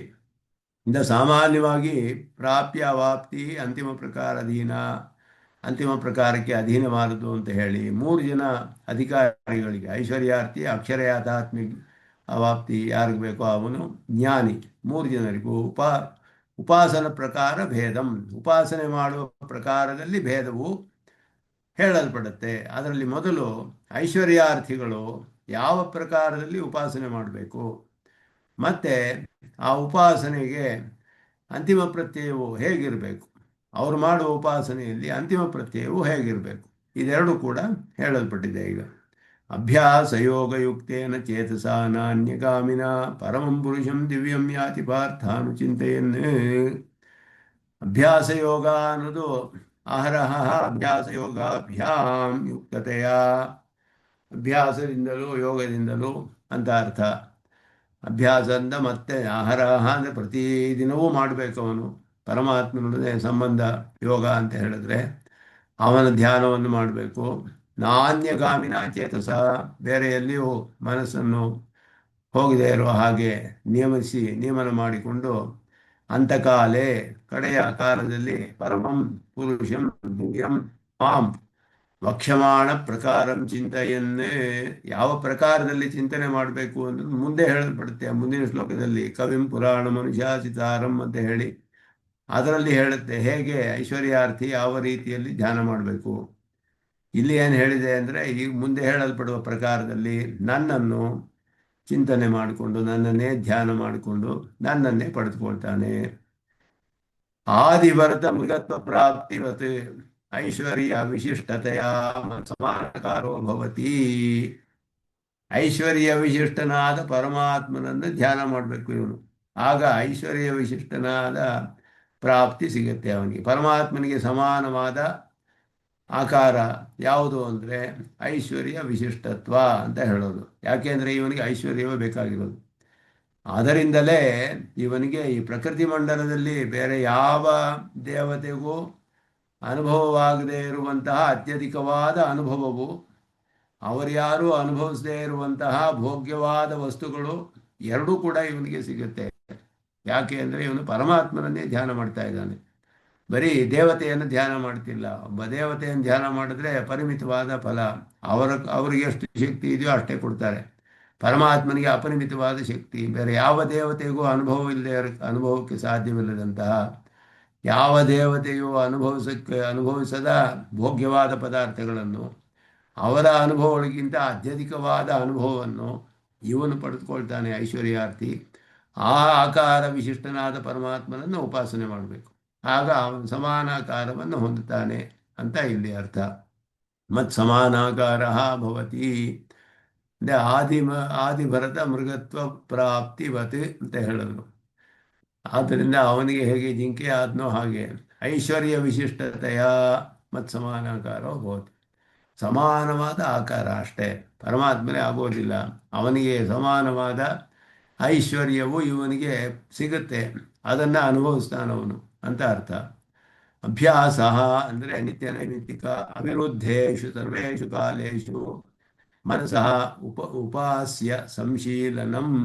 ಉಪಾಸ್ಯನಾದ ಪರಮಾತ್ಮ ಧ್ಯೇಯವಾದ ಪದಾರ್ಥ, ಅವನ ನಿರಂತರ ಚಿಂತನೆ ಸಂಶೀಲನ ಅಂತ ಹೇಳಿದ್ರೆ, ಪರಮಾತ್ಮನ ನಿತ್ಯ ದಿವ್ಯಮಂಗಳ ವಿಗ್ರಹ ಧ್ಯಾನ, ಅಥವಾ ಯಾವ ಆಕಾರ ವಿಶಿಷ್ಟವಾಗಿ ಮಾಡ್ತಾನೋ ಅದಕ್ಕೆ ಅನುಗುಣವಾದ ಫಲ ಸಿಗುತ್ತೆ. ಉಪಾಸ್ಯ ಸಂಶೀಲನಂ ಅಂದರೆ ಉಪಾಸ್ಯನಾದ ಪರಮಾತ್ಮನ ಧ್ಯಾನ ಮನಸ್ಸಿನಲ್ಲಿ, ಅವನು ಎಲ್ಲ ಕಾಲದಲ್ಲಿಯೂ ಅಂತ ಹೇಳಿದ್ರೆ ನಿತ್ಯ ನೈಮಿತ್ತಿಕ ಅವಿರುದ್ಧೇಶು ಸರ್ವೇಶು ಕಾಲೇಶು, ಎಲ್ಲ ಕಾಲದಲ್ಲಿಯೂ ಅಂದರೆ ನಿತ್ಯ ನೈಮಿತ್ತಿಕಗಳಿಗೆ ಅಡಚಣೆ ಇಲ್ಲದಂತೆ ಮಿಕ್ಕ ಕಾಲದಲ್ಲಿ. ಯೋಗಸ್ಥೋ ಆಹಾರ ಯೋಗ ಕಾಲೇ ಅನುಷ್ಠೀಯಮಾನಂ ಯಥೋಕ್ತ ಲಕ್ಷಣ ಉಪಾಸನಂ ಯೋಗ ಯುಕ್ತೇನ ಅಂತ ಹೇಳಿದ್ರೆ, ಯೋಗ ಅಂದರೆ ಇದು ಅಷ್ಟಾಂಗ ಯೋಗ, ಭಕ್ತಿ ಯೋಗವೇ. ಆದ್ದರಿಂದ ಅವನಿಗೆ ಅಹರಹ ಯೋಗ ಕಾಲೇ, ಯಾವ ಕಾಲವನ್ನು ಅವನು ಆರಿಸಿಕೊಂಡಿರ್ತಾನೋ ಆ ಕಾಲದಲ್ಲಿ ಮಾಡುವಂತಹ ಯಥೋಕ್ತ ಲಕ್ಷಣ ಉಪಾಸನಂ, ಉಪಾಸನೆಯು ಹೇಳಲ್ಪಟ್ಟಿದೆ. ಉಪಾಸನವು ಅಷ್ಟಾಂಗ ಯೋಗ ಯುಕ್ತವಾದದ್ದೇ. ಆ ರೀತಿಯಲ್ಲಿ ಇವನು ಯೋಗವನ್ನು ಮಾಡಿಕೊಂಡು ಅವನ ನಿರಂತರವಾಗಿ ಮಾಡಬೇಕು. ಪ್ರತಿದಿನವೂ ಆಹಾರ ಅಭ್ಯಾಸ ಅಂತ ಹೇಳಿದ್ರೆ ಪ್ರತಿದಿನವೂ ಕೂಡ ನಿತ್ಯ ನೈಮಿತ್ಯ ಧರ್ಮಕ್ಕೆ ವಿರುದ್ಧವಾಗದಂತಹ ಕಾಲಗಳಲ್ಲಿ ಅವನು ಪರಮಾತ್ಮನ ಚಿಂತನೆಯನ್ನು ಮಾಡಬೇಕು. ಯಾವ ಆಕಾರ ವಿಶಿಷ್ಟವಾಗಿ ಎನ್ನುವುದು ಮುಂದೆ ಹೇಳಲ್ಪಡುತ್ತೆ ಮುಂದಿನ ಶ್ಲೋಕದಲ್ಲಿ. ಆ ಆಕಾರ ವಿಶಿಷ್ಟವಾಗಿ ಪರಮಾತ್ಮನಿಗೆ ಸಮಾನವಾದ ಆಕಾರವನ್ನು ಪಡೆದುಕೊಳ್ತಾನೆ, ಅಂದರೆ ಆ ಒಂದು ಐಶ್ವರ್ಯವನ್ನೆಲ್ಲ ಪಡೆದುಕೊಳ್ತಾನೆ ಅಂತ ಅರ್ಥ. ಅಂತಿಮ ಪ್ರತ್ಯಯ ಪ್ರಸಂಗಾತ್ ತದ್ದೇತುತೆಯ ಅನುಸ್ಮರ ಇತಿ ಉಪಾಸನಂ ಪ್ರಸ್ತುತಂ ತತ್ಪ್ರಕಾರ ಭೇದ ಅನಂತರ ಪ್ರಕಷ್ಟಕಾರ್ಥಂ ಇತ್ಯಭಿಪ್ರಾಯ ಇತ್ಯಭಿಪ್ರಾಯೇಣ. ಆ ಪ್ರಕಾರ ಹೇಗೆ ಅಂತ ಹೇಳೋದು ಮುಂದೆ ಬರುತ್ತೆ, ಅದನ್ನ ಇಲ್ಲಿ ಹೇಳ್ತಾರೆ. ಉಪಾಸನಂ ಅನುಸ್ಮರ ಅಂತ ಹೇಳಿ ಉಪಾಸನವೇ ಹೇಳಲ್ಪಟ್ಟಿದೆ. ಅನುಸ್ಮೃತಿ ಅಂದರೆ ಉಪಾಸನೆಯೇ. ಅನುಸ್ಮೃತಿ ಅಂದರೆ ಸ್ಮೃತಿಯನ್ನು ಅನುಸರಿಸಿ ಸ್ಮೃತಿ, ಅದುವೇ ನಿರಂತರ ಚಿಂತನೆ, ತೈಲಧಾರಾವದ ವಿಚ್ಛಿನ್ನ ಸ್ಮೃತಿ ಸಂತತಿ ರೂಪ ಅಂತ ಹೇಳಿರುವಂತಹ ಉಪಾಸನೆ ಅದು. ಗತಿಭೇದೋಪಿ ವಕ್ಷಮಾಣ ಅನೇನ ಉಪಲಕ್ಷಣೀಯ, ಅಲ್ಲಿ ಯಾವ ಒಂದು ಗತಿ ಅವನಿಗೆ ಸಿಗುತ್ತೆ ಅದರಲ್ಲಿಯೂ ಕೂಡ ಮುಂದೆ ಹೇಳಲ್ಪಡುತ್ತೆ, ಅದರಿಂದ ಉಪಲಕ್ಷಣ ಇದೆ ಹೇಳಲ್ಪಟ್ಟಿದೆ. ಅಭ್ಯಾಸ ಇತ್ಯಾದಿ ಶ್ಲೋಕತ್ರಯಾರ್ಥಮಃ ತತ್ರ ಇತಿ. ಅಭ್ಯಾಸಯುಕ್ತೇನ ಅಂತ ಹೇಳುವಾಗ ತತ್ರ ಅನ್ನೋದು ಇಲ್ಲಿ ಹೇಳ್ತಾರೆ, ಯಾವ ಮುಂದೆ ಬರುತ್ತೆ ಅಂತ ಹೇಳ್ಬಿಟ್ಟು ತತ್ರ ಐಶ್ವರ್ಯಾರ್ಥಿನ ಉಪಾಸನ ಪ್ರಕಾರ 3 ಶ್ಲೋಕಗಳಲ್ಲಿ ಹೇಳಲ್ಪಡುವಂತಹ ಐಶ್ವರ್ಯಾರ್ಥಿಯ ಉಪಾಸನ ಪ್ರಕಾರ ಅಂತಿಮ ಪ್ರತ್ಯಯ 3 ಶ್ಲೋಕಗಳಲ್ಲಿ ಹೇಳಲ್ಪಡುತ್ತೆ. ಆ 3 ಶ್ಲೋಕಗಳನ್ನ ಇಲ್ಲಿ ಮೊದಲು 1 ಶ್ಲೋಕದಲ್ಲಿ ಹೇಳಿದ್ರು, ಮುಂದೆ 2 ಶ್ಲೋಕಗಳಲ್ಲಿ ಅವರ ಯಾವುದರ ವಿವರವೂ ಬರುತ್ತೆ ನಮಗೆ. ಕವಿಂ ಪುರಾಣ ಮನುಷ್ಯಾಧಿಕಾರಂ ಅಂತ ಹೇಳಿ ಯಾವ ಪ್ರಕಾರವಾಗಿ ಅವನು ಅನುಸಂಧಾನ ಮಾಡಬೇಕು, ಉಪಾಸನೆ ಮಾಡಬೇಕು ಅಂತ ಹೇಳಿ. ಯೋಗ ಶಬ್ದಕ್ಕೆ ಸಂಬಂಧ ಮಾತ್ರ ಪರತ್ವೇನ ಧ್ಯಾನ ಬರುತ್ತಂ ವಕ್ತು ಯುಕ್ತಂ. ಸಂಬಂಧ ಅಂತ ಹೇಳಿದ್ರು, ಧ್ಯಾನವೇ ಇಲ್ಲಿ ಹೇಳಲ್ಪಟ್ಟಿದೆ ಯೋಗದಿಂದ ಅಂತ ಹೇಳಿದ್ರು. ತತ್ಪುರುಷ ಅಚ್ಚ ದ್ವಂದ್ವಸ್ಯ ಉಭಯ ಪದಾರ್ಥ ಪ್ರಧಾನತ್ವಾದ ಪರಿಗ್ರಾಹ್ಯತ್ವಂ ಅಸ್ತಿ. ಆದ್ದರಿಂದ ತತ್ಪುರುಷಾತ್ ಚ ದ್ವಂದ್ವಸ್ಯ ಉಭಯ ಪದಾರ್ಥ ಪ್ರಧಾನತ್ವಾತ್. ದ್ವಂದ್ವ ಸಮಾಸದಲ್ಲಿ 2 ಶಬ್ದಗಳು ಪ್ರಧಾನವಾಗಿರುತ್ತೆ. ಆದ್ದರಿಂದ ಅಭ್ಯಾಸ ಯೋಗ ಅಂದರೆ ಅಭ್ಯಾಸಶ್ಚ ಯೋಗಶ್ಚ ಅಂತ ಅಭ್ಯಾಸ ಯೋಗಾಭ್ಯಾಮ್ ಅಂತ ಹೇಳಿದ್ರು. 2 ಪ್ರಧಾನವೇ ಇಲ್ಲಿ. ಅಭ್ಯಾಸವೂ ಮುಖ್ಯ, ಯೋಗವೂ ಮುಖ್ಯ. ಯೋಗವು ಉಪಾಸನವನ್ನು ತಿಳಿಸುತ್ತೆ, ಧ್ಯಾನವನ್ನು ತಿಳಿಸುತ್ತೆ. ಅಭ್ಯಾಸ ಅನ್ನೋದು ಪ್ರತಿದಿನವೂ ಮಾಡಬೇಕು ಅನ್ನೋದನ್ನು ತಿಳಿಸುತ್ತೆ. ದ್ವಂದ್ವಸ್ಯ ಉಭಯ ಪದಾರ್ಥ ಪ್ರಧಾನತ್ವಾದ. ದ್ವಂದ್ವಸ್ಯ ಅಂದರೆ ದ್ವಂದ್ವ ಸಮಾಸ. ಅಭ್ಯಾಸವೂ ಯೋಗವು, ಅಭ್ಯಾಸಶ್ಚ ಯೋಗಶ್ಚ ಅಂತ ಹೇಳಿ ಅಭ್ಯಾಸ ಯೋಗವು. ಅಲ್ಲಿ ಅಭ್ಯಾಸ ಯೋಗಯುಕ್ತೇನ ಅಂದರೆ ಅಭ್ಯಾಸ ಯೋಗಾಭ್ಯಾಮ್ ಅಂತ ಹೇಳಿ ಆ ರೀತಿ ಅರ್ಥವನ್ನು ಇಲ್ಲಿ ವ್ಯಾಖ್ಯಾನದಲ್ಲಿ ಮಾಡ್ತಾರೆ. ಅಹರಹ ಅಭ್ಯಾಸ ಯೋಗಾಭ್ಯಾಮ್ ಯುಕ್ತತೆಯ, 2ಕ್ಕೂ ಪ್ರಾಧಾನ್ಯವಿದೆ. ಆದ್ದರಿಂದ ತದಾಹ ಅಭ್ಯಾಸ ಯೋಗಾಭ್ಯಾಮ್ ಇತಿ. ನಾನ್ಯಗಾಮಿನ ಇತ್ಯೇತತ್ ನೈಕಾದಿ ಶಬ್ದವತ್ ಅನನ್ಯಗಾಮಿನ ಇತ್ಯರ್ಥಃ. ಅನ್ಯಗಾಮಿನ ಅಂತ ಹೇಳಿದ್ರೆ ಅನನ್ಯಗಾಮಿನ ಅಂತ ಅರ್ಥ, ಬೇರೆ ಕಡೆ ಹೋಗಬಾರ್ದು. ನೈಕಾದಿ ಶಬ್ದವತ್ ಅಂತ ಹೇಳಿ, ನೈಕ ಅನ್ನುವ ಶಬ್ದ ಸಂಸ್ಕೃತದಲ್ಲಿ ನೈಕಶಾಸ್ತ್ರೇ ನಿಪುಣ ಅಂತ ಹೇಳಿದ್ರೆ ಅನೇಕ ಶಾಸ್ತ್ರಗಳಲ್ಲಿ ನಿಪುಣ ಅಂತ ಅರ್ಥ. ಒಂದು ಶಾಸ್ತ್ರದಲ್ಲಿಯೂ ನಿಪುಣ ಅಲ್ಲ ಅಂತ ಅರ್ಥವಲ್ಲ. ನೈಕಶಾಸ್ತ್ರೇ ನಿಪುಣ ಅಂತ ಹೇಳಿದ್ರೆ ಒಂದು ಶಾಸ್ತ್ರದಲ್ಲಿಯೂ ನಿಪುಣನಲ್ಲ ಅಂತ ಅರ್ಥವಲ್ಲ, ಅನೇಕ ಶಾಸ್ತ್ರಗಳಲ್ಲಿ ಅಂತ ಅರ್ಥ. ಹಾಗೆ ನೈಕ ಶಬ್ದಾಧಿಪತಿ ಆ ರೀತಿ ಹೇಳ್ತಾರೆ. ಇಲ್ಲಿ ಅನನ್ಯಗಾಮಿನ ಅಂತ ಅರ್ಥ. ನಾನ್ಯಗಾಮಿನ ಅಂತ ಹೇಳಿದ್ರೆ ಅನನ್ಯಗಾಮಿನ, ಬೇರೆ ಎಲ್ಲಿಯೂ ಹೋಗಬಾರ್ದು ಅಂತ ಅರ್ಥ.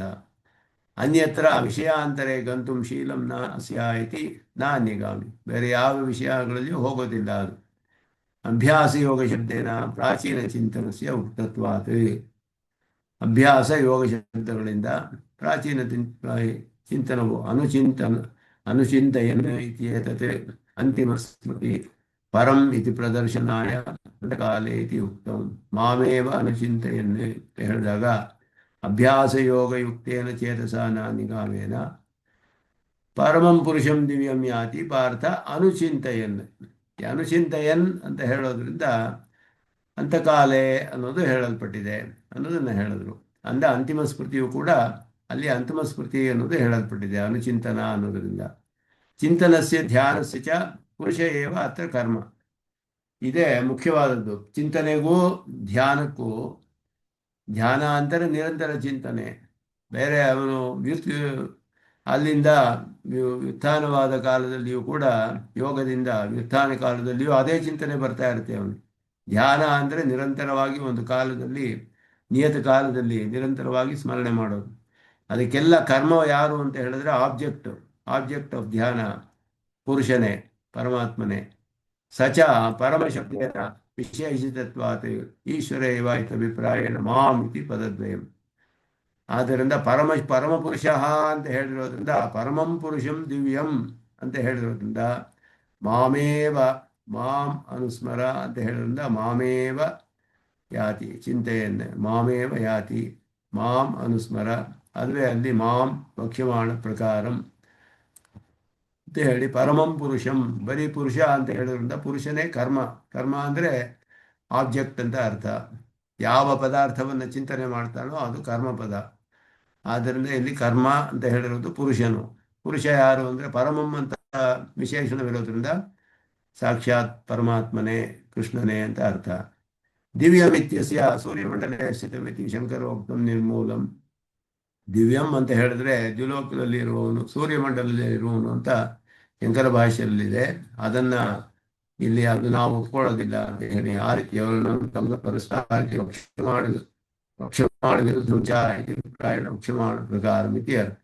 ಆದ್ರಿಂದ ಆದಿತ್ಯವರ್ಣಂ ತಮಸ ಪರಸ್ತಾತ್ ಅಂತ ಹೇಳಿ ಮುಂದೆ ಬರುತ್ತೆ. ಅದಕ್ಕೂ ಕೂಡ ಆ ಒಂದು ಅಭಿಪ್ರಾಯದಿಂದ ಅದಕ್ಕೆ ಇಲ್ಲಿ ಅದಕ್ಕೂ ವಿರುದ್ಧವಾಗುತ್ತೆ. ಸೂರ್ಯಮಂಡಲ ಅಂತ ಹೇಳಿಬಿಟ್ರೆ ಆದಿತ್ಯವರ್ಣಂ ತಮಸ ಪರಸ್ತ ಅಂತ ಹೇಳಿದ್ರು ಪರಮಪುರುಷನೇ. ತಮೋಲೋಕ ಅಂತ ಹೇಳಿದ್ರೆ ಇಲ್ಲಿ ಪ್ರಕೃತಿ ಮಂಡಲಕ್ಕೆ ಉಪಲಕ್ಷಣ. ತಮಸಃ ಪರಸ್ತಾತ್, ತಮೋಲೋಕಕ್ಕೆ ಆ ಕಡೆ ಇರುವವನು ಅಂತ ಹೇಳಿದ್ರೆ ಪ್ರಕೃತಿ ಮಂಡಲಕ್ಕೆ ಆಚೆ ಇರುವವನು ಪರಮಾತ್ಮನು ಅಂತಲೇ ಅರ್ಥ. ಆದ್ದರಿಂದ ಪಕ್ಷಮಾಣ ಪ್ರಕಾರಂ ಮಾಂ ಅಂತ ಹೇಳಿ ಮಾಂ ಪಕ್ಷಮಾಣ ಪ್ರಕಾರಂ ಚಿಂತೆಯನ್ನೇ, ಪರಮಪುರುಷನೇ ಹೊರತು ಸೂರ್ಯಮಂಡಲದಲ್ಲಿರುವವನು ಅನ್ನೋದು ಅರ್ಥವಲ್ಲ ಅಂತ ಹೇಳ್ತಾರೆ. ಅನಂತರ ಶ್ಲೋಕದ್ವಯೇನ ವಿಶೇಷ ಕಥಂ ಐಶ್ವರ್ಯಾರ್ಥಿನಃ ಅನಪೇಕ್ಷಿತ ಪರಮಪುರುಷ ಪ್ರಾಪ್ತಿ ಅರ್ಥಯಾವಶ್ಯತೆ ಆದಿ ಬರತೆ. ಅನಪೇಕ್ಷಿತ ಪರಮಪುರುಷ ಪ್ರಾಪ್ತಿ ಕಥಂ ಫಲತೆಯ ಉಚ್ಯತೆ. ಪರಮಪುರುಷನ ಪ್ರಾಪ್ತಿ ಹೇಗೆ ಬರುತ್ತೆ ಇವನಿಗೆ? ಐಶ್ವರ್ಯಾರ್ಥಿ, ಐಶ್ವರ್ಯವನ್ನು ತಾನೇ ಇವನು ಪಡೆದುಕೊಳ್ಬೇಕು ಅಂತ ಇಚ್ಛೆ ಪಡ್ತಿರೋನು. ಪರಮಂ ಪುರುಷಂ ಯಾತಿ ಅಂತ ಹೇಳಿದ್ರೆ ಪರಮಪುರುಷನನ್ನು ಪಡೆದುಕೊಳ್ತಾನೆ ಅಂತ ಹೇಳಿದ್ರೆ ಏನರ್ಥ ಅಂತ ಹೇಳಿದ್ರೆ, ಇವನು ಜಿಂಕೆಯನ್ನೇ ಧ್ಯಾನ ಮಾಡಿಕೊಂಡು, ಯಾವುದೋ ಒಂದು ಜಿಂಕೆ ಮರಿ ಅವನ ಹತ್ರ ಇತ್ತು ಭರತನಲ್ಲಿ, ಆ ಜಿಂಕೆಯನ್ನೇ ನೆನೆಸ್ಕೊಂಡು ಪ್ರಾಣ ಬಿಟ್ಟ. ಆ ಜಿಂಕೆನೇ ಆಗಲಿಲ್ವಲ್ಲ ಅವನು, ಆ ಜಿಂಕೆ ಮರಣ ಹೊಂದಿ ಹೋಯಿತು. ಅದಕ್ಕೆ ಯಾವುದೋ ಬೇರೆ ಜನ್ಮ ಬಂದಿರುತ್ತೆ ಮುಂದೆ. ಆ ಜಿಂಕೆ ಮರಣ ಹೊಂದು ಅದೆಲ್ಲೋ ಹೋಗ್ಬಿಡ್ತದು, ಅದಕ್ಕೆ ಬೇರೆ ಜನ್ಮ ಬಂದಿರುತ್ತೆ. ಆ ಜಿಂಕೆ ಆಗಲಿಲ್ಲ ಇವನು, ಆ ಜಿಂಕೆಗೆ ಸಮಾನವಾದ ಜಾತಿಯಲ್ಲಿ ಹುಟ್ಟಿದ ಇನ್ನೊಂದು ಜಿಂಕೆಯಾಗಿ ಇವನು. ಆ ಸಮಾನಾಕಾರತ್ವ ಅನ್ನೋದು ಬಂತು ಅಷ್ಟೇ ಅವನಿಗೆ, ಅದೇ ಜಿಂಕೆ ಆಗಲಿಲ್ವಲ್ಲ. ಆದ್ದರಿಂದ ಅವನಲ್ಲಿ ಜಡಭರತನಲ್ಲಿ ಇದ್ದ ಜಿಂಕೆಯಂತೆ ಇವನು ಪರಮಾತ್ಮನನ್ನು ಧ್ಯಾನ ಮಾಡಿದ್ರೆ ಪರಮಾತ್ಮನೇ ಆಗೋದಿಲ್ಲ, ಅವನಿಗೆ ಸಮಾನವಾದ ಆಕಾರ ಉಂಟಾಗುತ್ತೆ, ಸಜಾತೀಯತ್ವ ಅನ್ನೋದು ಉಂಟಾಗುತ್ತೆ. ಆದ್ದರಿಂದ ಪರಮಾತ್ಮನನ್ನು ಐಶ್ವರ್ಯ ವಿಶಿಷ್ಟನಾಗಿ ಇವನು ಧ್ಯಾನ ಮಾಡಿದ್ರೆ ಐಶ್ವರ್ಯ ವಿಶಿಷ್ಟವಾದ ಒಂದು ಜನ್ಮ ಬರುತ್ತೆ ಇವನಿಗೆ. ಆ ಐಶ್ವರ್ಯವನ್ನು ಅನುಭವಿಸ್ತಾನೆ ಇವನು. ಆ ರೀತಿ ಅರ್ಥ ಇದಕ್ಕೆ. ಅದು ಜಡಭರ್ತನ ಒಂದು ಉದಾಹರಣೆ ದೃಷ್ಟಾಂತ ಬಹಳ ಸೂಕ್ಷ್ಮವಾದದ್ದು. ಅದು ಚೆನ್ನಾಗಿ ಅರ್ಥ ಮಾಡ್ಕೊಳ್ಬೇಕು. ಆ ಜಿಂಕೆಯನ್ನೇ ಧ್ಯಾನ, ತನ್ನಲ್ಲಿ ಇದ್ದ ಒಂದು ಜಿಂಕೆ ಮರಿಯನ್ನೇ ಧ್ಯಾನ ಮಾಡ್ತಾ ಇದ್ದ. ಆ ಜಿಂಕೆ ಮರಿಯೇ ಆಗಲಿಲ್ವಲ್ಲ ಅವನು. ಆ ಜಿಂಕೆ ಮರಿಯ ಅಂದರೆ ಇನ್ನೊಂದು ಜಿಂಕೆಯ ಜಾತಿಯಲ್ಲಿ ಬೇರೆ ಒಂದು ಜಿಂಕೆಯಾಗಿ ಹುಟ್ಟಿದ ಇವನು. ಆದ್ದರಿಂದ ಅದಕ್ಕೆ ಸಮಾನವಾದ ಜಾತಿ ಬಂತು ಅಷ್ಟೇ, ಸಮಾನವಾದ ಆಕಾರ ಬಂತು ಇವನಿಗೆ, ಜಡಭರ್ತನಿಗೆ. ಅಷ್ಟೇ ಹೊರತು ಆ ಧ್ಯಾನ ಮಾಡ್ತಾ ಇದ್ದ ಆ ಜಿಂಕೆ ಆಗಲಿಲ್ಲ ಇವನು. ಧ್ಯಾನ ಮಾಡ್ತಿದ್ದ ಜಿಂಕೆ ಬೇರೆ, ಇವನಿಗೆ ಬಂದ ಸಜಾತೀಯವಾದ ಇನ್ನೊಂದು ಜಿಂಕೆಯಾಗಿ ಹುಟ್ಟಿದ ಅವನು ಆ ಜಾತಿಯಲ್ಲಿ. ಆದ್ದರಿಂದ ಆ ಉದಾಹರಣೆ ದೃಷ್ಟಾಂತದಲ್ಲಿ ಬಹಳ ವಿಶೇಷವಾದ ಅರ್ಥವಿದೆ ಅದರಲ್ಲಿ. ಅದಕ್ಕೆ ಇಲ್ಲಿ ಭಾಷ್ಯಕಾರರು ತೆಗಿತಾ ಇರುವಾಗ ಅದನ್ನು ಸ್ಪಷ್ಟಪಡಿಸ್ತಾರೆ ಇಲ್ಲಿ. ಆದಿಭರತ ಮೃಗತ್ವ ಪ್ರಾಪ್ತಿವತ್ ಐಶ್ವರ್ಯ ವಿಶಿಷ್ಟತೆಯ ಮತ್ ಸಮಾನಾಕಾರ ಭವತಿ ಅಂತ ಹೇಳಿ. ಐಶ್ವರ್ಯ ವಿಶಿಷ್ಟತ್ವ ಅನ್ನುವುದು ಸಮಾನವಾದ ಕಾರ, ಆದ್ದರಿಂದ ಮೃಗತ್ವ ಅನ್ನೋದು ಸಮಾನಾಕಾರ. ಜಡಭರ್ತನಿಗೆ ಮೃಗತ್ವ ಅನ್ನುವ ಜನ್ಮ ಉಂಟಾಯಿತು. ಅವನು ಧ್ಯಾನ ಮಾಡ್ತಿದ್ದ ಜಿಂಕೆನೇ ಬೇರೆ, ಮೃಗತ್ವ ಅದಕ್ಕೆ ಸಮಾನವಾದ ಅದಕ್ಕಿದ್ದ ಜಾತಿ ಇವನಿಗೂ ಬಂತು. ಅದೇ ರೀತಿ ಪರಮಪುರುಷನನ್ನು ಐಶ್ವರ್ಯತ್ವ ವಿಶಿಷ್ಟನಾದ ಪರಮಪುರುಷ ಮಾಡಿದ್ರೆ ಐಶ್ವರ್ಯ ವಿಶಿಷ್ಟತ್ವ ಬರುತ್ತೆ ಇವನಿಗೆ. ಅದುವೇ ಸಮಾನವಾದ ಆಕಾರ. ಅದು ಈ ದೃಷ್ಟಾಂತದಲ್ಲಿ ಹೇಳ್ತಾ ಇರೋದು ಸೂಕ್ಷ್ಮವಾದ ವಿಷಯ. ಅದು ಇಲ್ಲಿ ವೇದಾಂತ ಸ್ಪಷ್ಟಪಡಿಸ್ತಾರೆ. ಇಲ್ಲಿ ಐಶ್ವರ್ಯಾರ್ಥಿಗಳಿಗೆ ಪರಮಪುರುಷ ಅಪೇಕ್ಷಿತವಲ್ಲ, ಮೋಕ್ಷ ಬೇಡ ಅವನಿಗೆ ಬೇಕಾಗಿದ್ದ ಐಶ್ವರ್ಯವೇ. ಪರಮಂ ಪುರುಷಂ ಯಾತಿ ಪಾರ್ಥನ ಚಿಂತೆಯನ್ನು ಅಂತ ಹೇಳಿದ್ರೆ, ಪರಮಂ ಪುರುಷಂ ದಿವ್ಯಂ ಯಾತಿ ಅಂತ ಹೇಳಿದ್ರೆ ಪರಮಪುರುಷನ್ ಪಡೆದುಕೊಳ್ತಾನೆಯೇ ಅಂದರೆ, ಅದಕ್ಕೆ ಅದು ಹೇಳುವಾಗ ಇಲ್ಲಿ ಯಾವ ಆಕಾರ ವಿಶಿಷ್ಟವಾಗಿ ಧ್ಯಾನ ಮಾಡ್ತಾನೋ ಆಕಾರ ವಿಶಿಷ್ಟತ್ವ ಅನ್ನುವುದು ಬರುತ್ತೆ ಇವನಿಗೆ, ಅಷ್ಟೇ ಹೊರತು ಅವನೇ ಆಗೋದಿಲ್ಲ. ಅದು ಪ್ರಧಾನವಾದ ವಿಷಯ. ಇಲ್ಲಿ 3 ಜನರಿಗೂ ಆ ರೀತಿ ಭೇದವು ಹೇಳಲ್ಪಟ್ಟಿದೆ. ಅದರಿಂದ ಧ್ಯಾನದಲ್ಲಿ ನಾವು ಹೇಗೆ ಮಾಡ್ತೀವೋ ಅದಕ್ಕೆ ಅನುಗುಣವಾದ ಫಲ ಸಿಗುತ್ತೆ. ಯಾವ ಆಕಾರ ವಿಶಿಷ್ಟವಾಗಿ ಧ್ಯಾನ ಮಾಡ್ತೀವೋ ಆಕಾರ ವಿಶಿಷ್ಟತ್ವ ಬರುತ್ತೆ ಅವನಿಗೆ. ಆದ್ದರಿಂದ ಅದು ಇಲ್ಲಿ ಸ್ಪಷ್ಟಪಡಿಸ್ತಾರೆ. ಅಂತಕಾಲೇ ಸ್ಮರ್ಯಮಾಣ ಪ್ರಧಾನ ಉಪಯುಕ್ತ ಆಕಾರ ವಿಶಿಷ್ಟ ಪರಮಪುರುಷ ಸಮಾನ ಐಶ್ವರ್ಯ ಪ್ರಾಪ್ತಿ ಪರಮಪುರುಷ ಪ್ರಾಪ್ತಿ ಅಂತ ಹೇಳಿದ್ರೆ ಇದುವೇ. ಸ್ಮರ್ಯಮಾಣ ಅಂತಕಾಲದಲ್ಲಿ, ಪ್ರಾಣ ಬಿಡುವ ಕಾಲದಲ್ಲಿ ಸ್ಮರ್ಯಮಾಣ ಯಾವುದು ಸ್ಮರಣೆ ಮಾಡ್ತಾನೋ ಭೋಗ ಪ್ರಧಾನ ಉಪಯುಕ್ತ ಆಕಾರ ವಿಶಿಷ್ಟ ಪರಮಪುರುಷ ಸಮಾನ ಐಶ್ವರ್ಯ ಪ್ರಾಪ್ತಿ. ಯಾವ ವಿಧವಾದ ಭೋಗವನ್ನೆಲ್ಲ ಕೊಡ್ತಾನೋ ಪರಮಾತ್ಮ ಅದಕ್ಕೆಲ್ಲ ಉಪಯುಕ್ತವಾದ ಎಲ್ಲ ಆಕಾರಗಳಿಂದ ವಿಶಿಷ್ಟನಾದ ಪರಮಪುರುಷ ಅವನನ್ನು ಧ್ಯಾನ ಮಾಡಿದ್ರೆ ಅದಕ್ಕೆ ಸಮಾನವಾದ ಐಶ್ವರ್ಯ ಪ್ರಾಪ್ತಿ ಇವನಿಗೆ ಉಂಟಾಗುತ್ತೆ. ಹೊರತು ಅದುವೇ ಪರಮಪುರುಷ ಪ್ರಾಪ್ತಿ ಅಂತ ಹೇಳಿದ್ರು ಪರಮಪುರುಷನೇ ಆಗೋಗೋದಿಲ್ಲ. ಅಥವಾ ಇವನು ಸಾಕ್ಷಾತ್ ಮೋಕ್ಷವೂ ಬೇಡ, ಇವನಿಗೆ ಐಶ್ವರ್ಯವೇ ಬೇಕಾಗಿರೋದು. ಅಂತಹ ಐಶ್ವರ್ಯವನ್ನು ಕೊಡೋದಕ್ಕೆ ಪರಮಾತ್ಮನಿಗೆ ಬೇಕಾದ ಆಕಾರಗಳು ಯಾವ್ಯಾವುದಿದೆಯೋ, ಸರ್ವೈಶ್ವರ್ಯಯುಕ್ತವನಾದವನು ಪರಮಾತ್ಮ ಅಂತ ಧ್ಯಾನ ಮಾಡಿದ್ರೆ ಸರ್ವೈಶ್ವರ್ಯಯುಕ್ತನಾಗಿ ಆಗ್ತಾನೆ ಇವನು. ಆ ರೀತಿ ಇವನಿಗೆ ಐಶ್ವರ್ಯವೇ ಬೇಕಾಗಿರೋದು. ಆದ್ದರಿಂದ ಆಕಾರ ವಿಶಿಷ್ಟನಾಗಿ ಅವನು ಮಾಡ್ತಾನೆ. ಅದುವೇ ಇಲ್ಲಿ ತತ್ಸಾಮ್ಯಾಪತಿರೇವಹಿ ತತ್ಪ್ರಾಪ್ತಿತೆಯ ಯಂ ಇತಿ ಶ್ಲೋಕೇನ ಉದಾಹರ್ತ ಇತಿ ಭಾವ. ಯಂ ಭಾವಂ ಸ್ಮರನ್ನಂತೆ ತ್ಯಜತ್ಯಂತೆ ಕಳೇಬರಂ ಅಂತ ಹೇಳುವಾಗ ಅದುವೇ ಸಾಮ್ಯಾಪತ್ತಿ ಅನ್ನೋದು ಅದನ್ನೇ. ಅದು ಸ್ಪಷ್ಟಪಡಿಸ್ತಾರೆ ಇಲ್ಲಿ ವ್ಯಾಖ್ಯಾನದಲ್ಲಿ. ಆರಂಭಣ ಸಂಶೀಲಂ ಪುನಃ ಇತಿ ವಾಕ್ಯಕಾರ ವಚನ ಅಧ್ಯಯನ ಅಭ್ಯಾಸ ಸಿದ್ಧಾರ್ಥ. ಇದು ಶ್ರೀಭಾಷ್ಯದಲ್ಲಿ ಹೇಳುವಾಗ ಸಾಧನ ಸಪ್ತಕಗಳು ಅಂತ ಹೇಳಿದ್ರು. ವಿವೇಕ, ವಿಮೋಕ, ಅಭ್ಯಾಸ, ಕಲ್ಯಾಣ, ಕ್ರಿಯಾ, ಅನವಸಾದ, ಅನುಧರ್ಷ ಅಂತ ಹೇಳಿ 7 ಸಾಧನಗಳು ಭಕ್ತಿಯೋಗಿಗೆ ಬಹಳ ಅವಶ್ಯಕ. ಭಕ್ತಿಯೋಗಿಗೆ ವಿವೇಕ, ವಿಮೋಕ, ಅಭ್ಯಾಸ, ಕ್ರಿಯಾ, ಕಲ್ಯಾಣ, ಅನವಸಾದ, ಅನುಧರ್ಷ ಅಂತ ಹೇಳೋದು. ಇದು ಹೇಳಿರೋರು ವಾಕ್ಯಕಾರರು. ಅವರು ಹೇಳಿರುವಂತಹ ಅವರು ವಾಕ್ಯ ಅಂತ ಒಂದು ವ್ಯಾಖ್ಯಾನ ಬರೆದಿದ್ರು ಛಾಂದೋಗ್ಯ ಉಪನಿಷತ್ತಿಗೆ. ಆ ವಾಕ್ಯ ಅನ್ನುವ ವ್ಯಾಖ್ಯಾನದಲ್ಲಿ ಹೇಳಲ್ಪಟ್ಟಿರುವಂತಹದ್ದು ಅದನ್ನು ಇಲ್ಲಿ ಅದೇ ರೀತಿಯಲ್ಲಿ ಹೇಳ್ತಾರೆ. ಅಲ್ಲಿ ಹೇಳುವಾಗಲೂ ಭಾಷ್ಯದಲ್ಲಿಯೂ ಶ್ರೀಭಾಷ್ಯದಲ್ಲಿ ಅಭ್ಯಾಸ ಅಂದರೆ ಆರಂಭಣ ಸಂಶೀಲನಂ ಪುನರಭ್ಯಾಸ ಅಂತ ವ್ಯಾಖ್ಯಾನ ಮಾಡಿದ್ರು. ಅದನ್ನೇ ಇಲ್ಲಿ ಸ್ವಾಮಿ ದೇಶಿಕನ್ ಕೋಟ್ ಮಾಡ್ತಾ ಇದ್ದಾರೆ. ಆರಂಭಣ ಸಂಶೀಲನಂ ಪುನರಭ್ಯಾಸ ಭಾಷ್ಯಕಾರರ ವಾಕ್ಯ ಇದು. ಇದು ವಾಕ್ಯಕಾರರು ಹೇಳಿರೋದು. ಅದನ್ನು ಭಾಷ್ಯಕಾರರು ಉದಾಹರಿಸ್ತಾರೆ ಶ್ರೀಭಾಷ್ಯದಲ್ಲಿ. ಅದನ್ನೇ ಇಲ್ಲಿ ಅಭ್ಯಾಸ ಶಬ್ದಕ್ಕೆ ಅದೇ ಅರ್ಥ. ಮತ್ತೆ ಮತ್ತೆ ಅದೇ ಚಿಂತನೆ ಮಾಡೋದು. ಆರಂಭಣ ಸಂಶೀಲನ ಅಂದರೆ ಅವನ ಮಂಗಳ ದಿವ್ಯಮಂಗಳ ವಿಗ್ರಹದ ಧ್ಯಾನ.